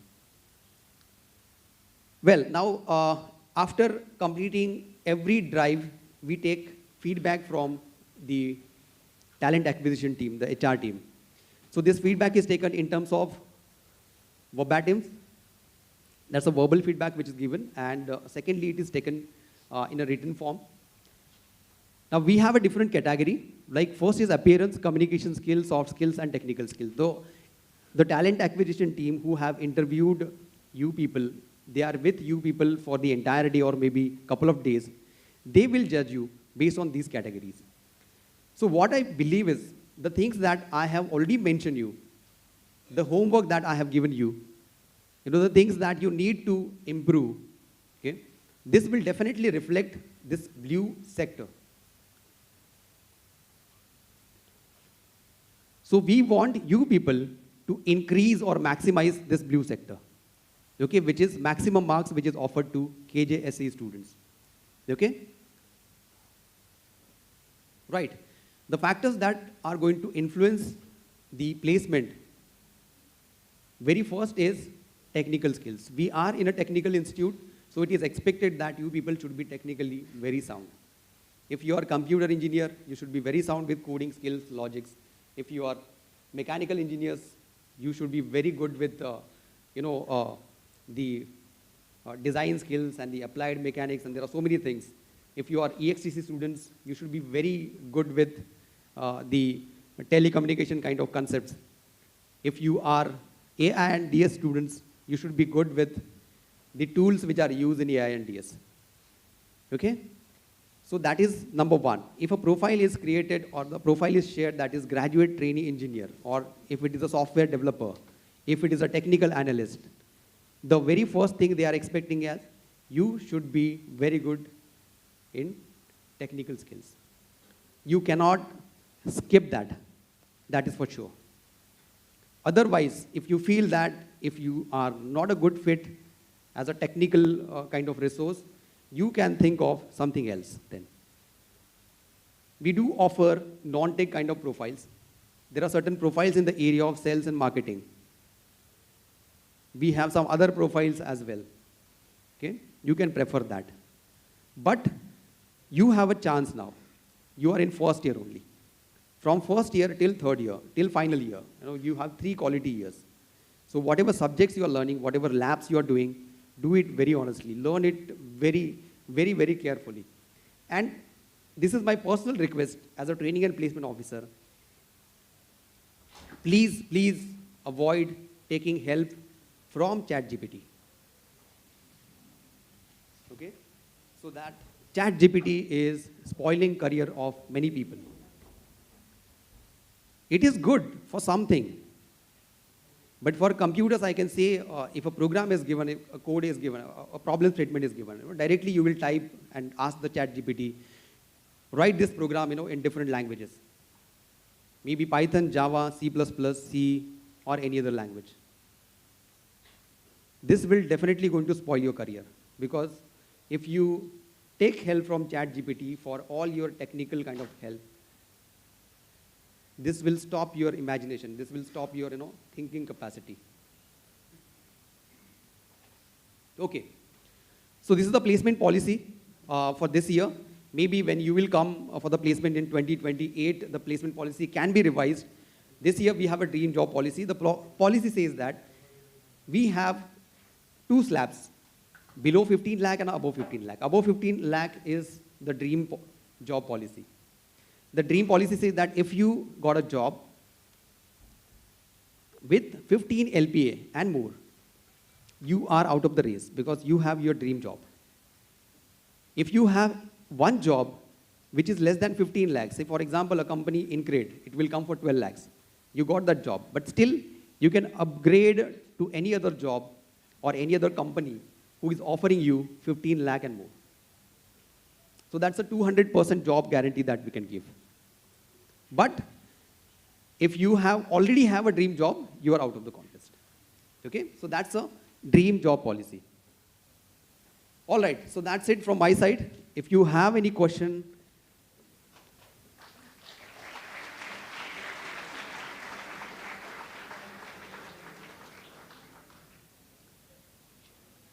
what is the purpose behind the claps?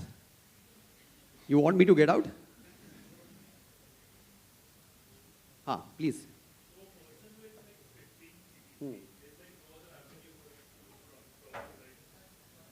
Not from college. You can try it from outside. The only thing is, if you are in college, you are going to compete with your peers. In the outside world, say there is a Flipkart challenge or a Google challenge, Google hackathons. So you have to compete with so many people, lakhs of students, all across India.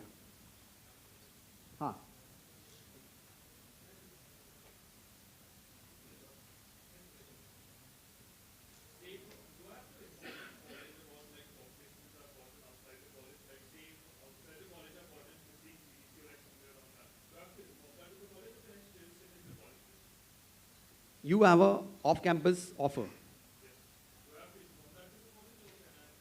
See, ethically, yes. You have to tell, right? See, see, there are so many unethical ways actually, But if you follow ethics, be transparent and inform the placement cell that I got off-campus offer with say 20 lakhs of CTC, and give chance to your fellow colleagues, Let them sit for the placement. It's all about values, that we have.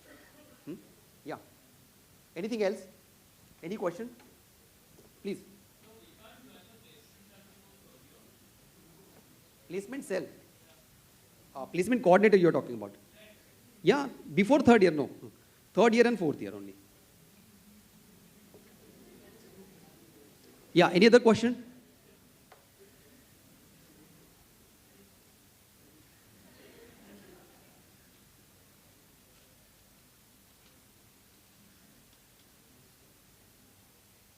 There are 2 possibilities actually. When you don't have questions, either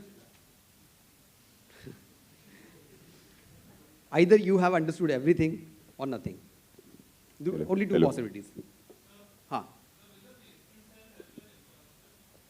Placement, yeah, definitely. Sir is going to tell you that. Okay, so as I said, we will end this session with a very good and a motivating quote by Swami Vivekananda. This is for those who are sleeping. Arise, awake, and stop not till the goals are achieved. Thank you very much.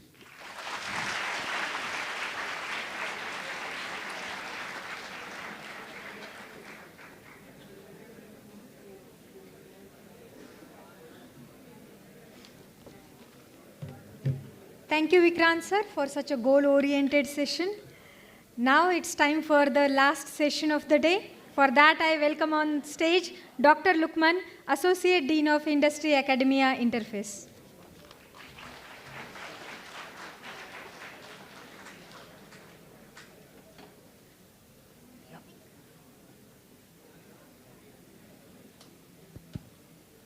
Good evening.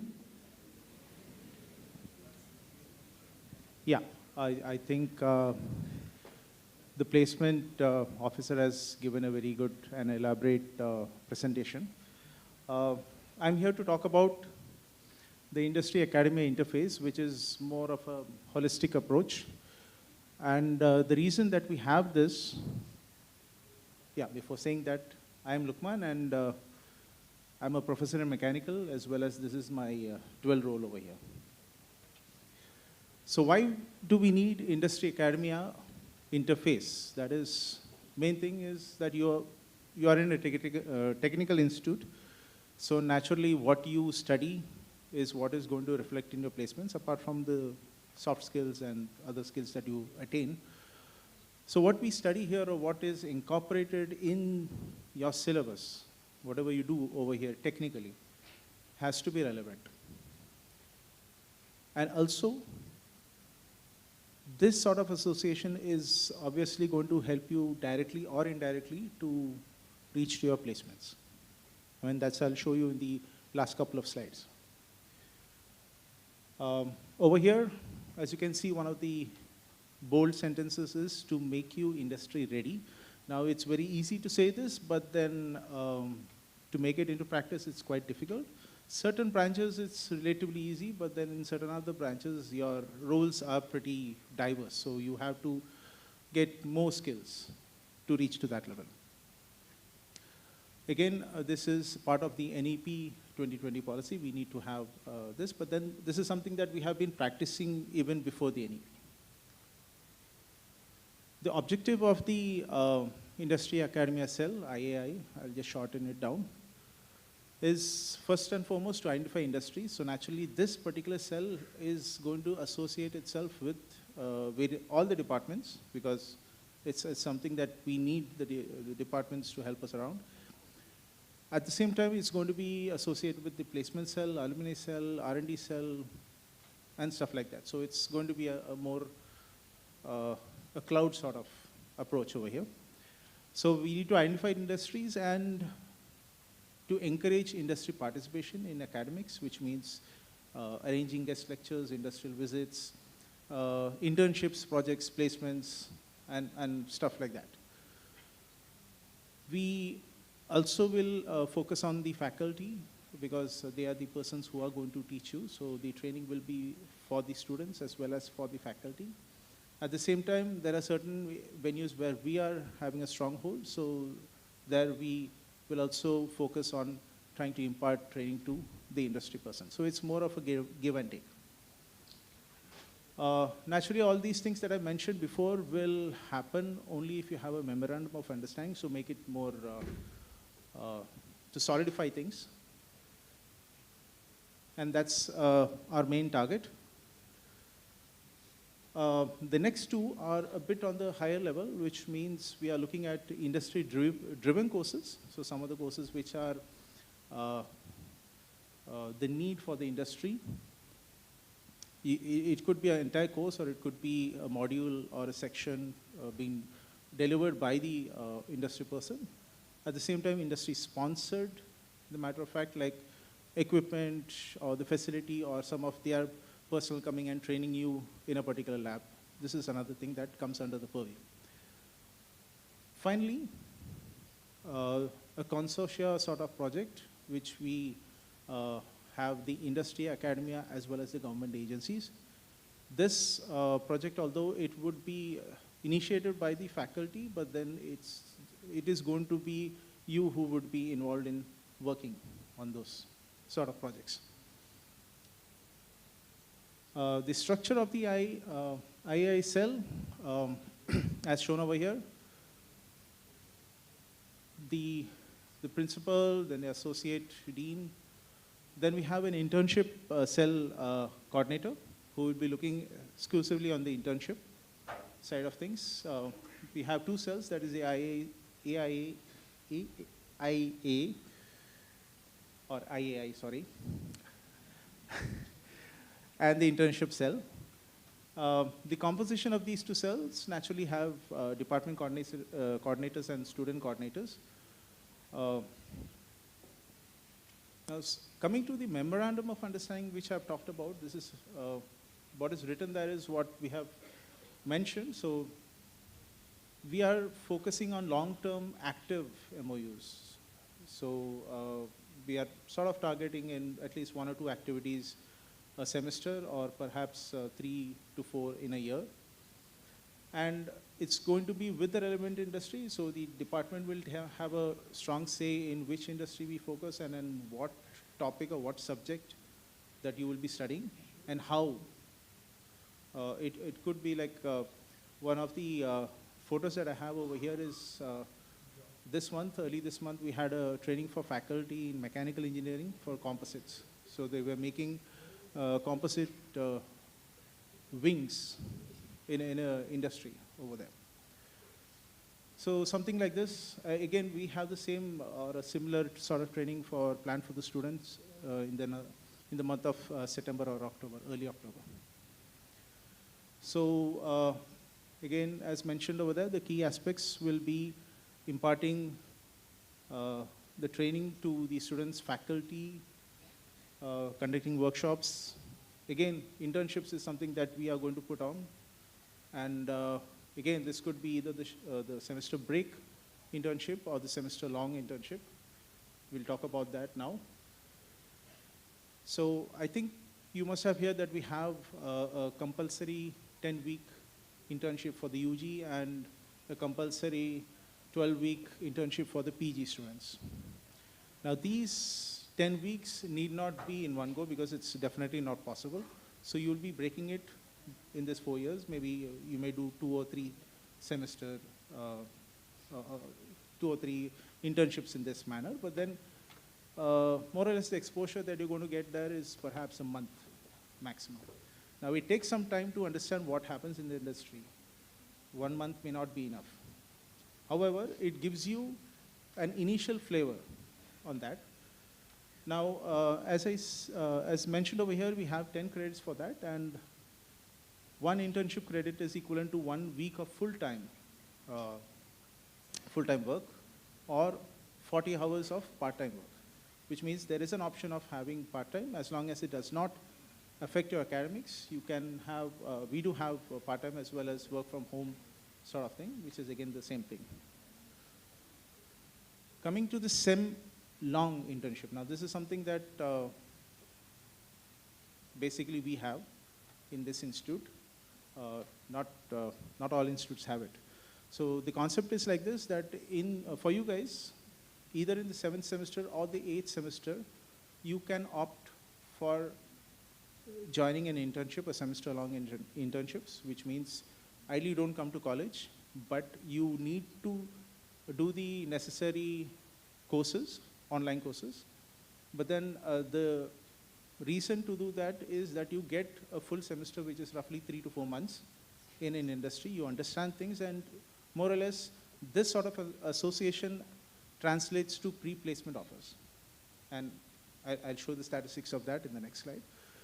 So this is something that has worked well for us. Initially, we started off with restricting the number of students which goes, because we were not sure how it would work. These were the initial couple of years. But now there is actually no limit as long as you get the internship. Now, talking about how you get the internship, either through your personal contacts or the internship cell basically offers this, and that offering happens sometimes to the faculty or mostly through the faculty, or sometimes some company come and request that they want students to take some short-term internship work. So you have all these three options. But the choice is yours. You need to make sure that where you're going is where you actually want to go. Okay, because you have come into the system, you will go out of the system, but then what matters is how you go out. Okay? So I wanted to mention over here, then for the SEM-Long internship, we do have internships offered by BRC, IIT Bombay, so the research-oriented ones are also there.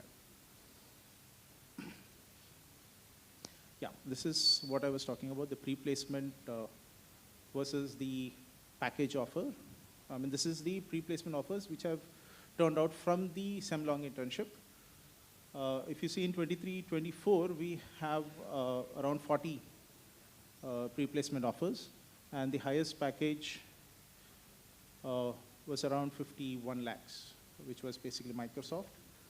22-23, we had around 53 offers, pre-placement offers, with a maximum package of 25 lakhs.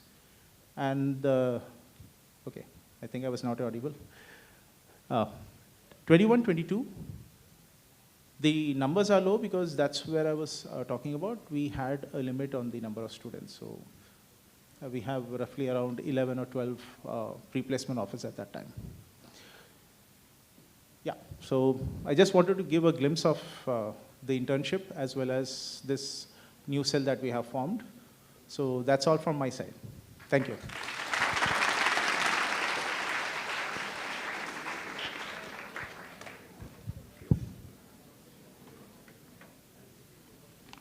Thank you, Lukman sir. There is one announcement for students.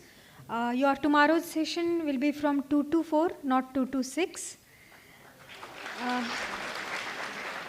There are few more announcements from student council side. Shlok. Is he there? Shlok is there?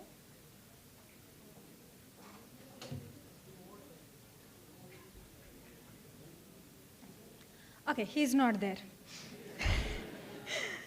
So, thank you for being such good listeners again.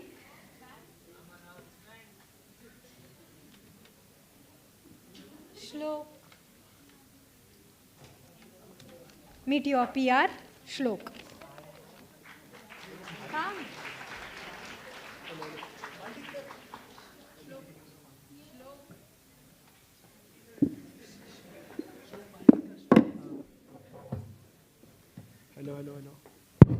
Hello. Hi guys, I hope you are loving your orientation so far. I am Shlok, your public relations officer, and your co-joins Harshika Masand and Prince Parmar, as you all know.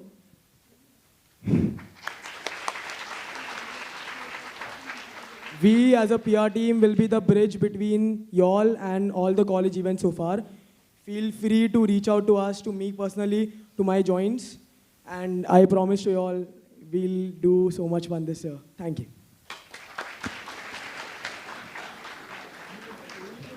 Thank you guys. Now, just like we did yesterday, middle rows, please be seated.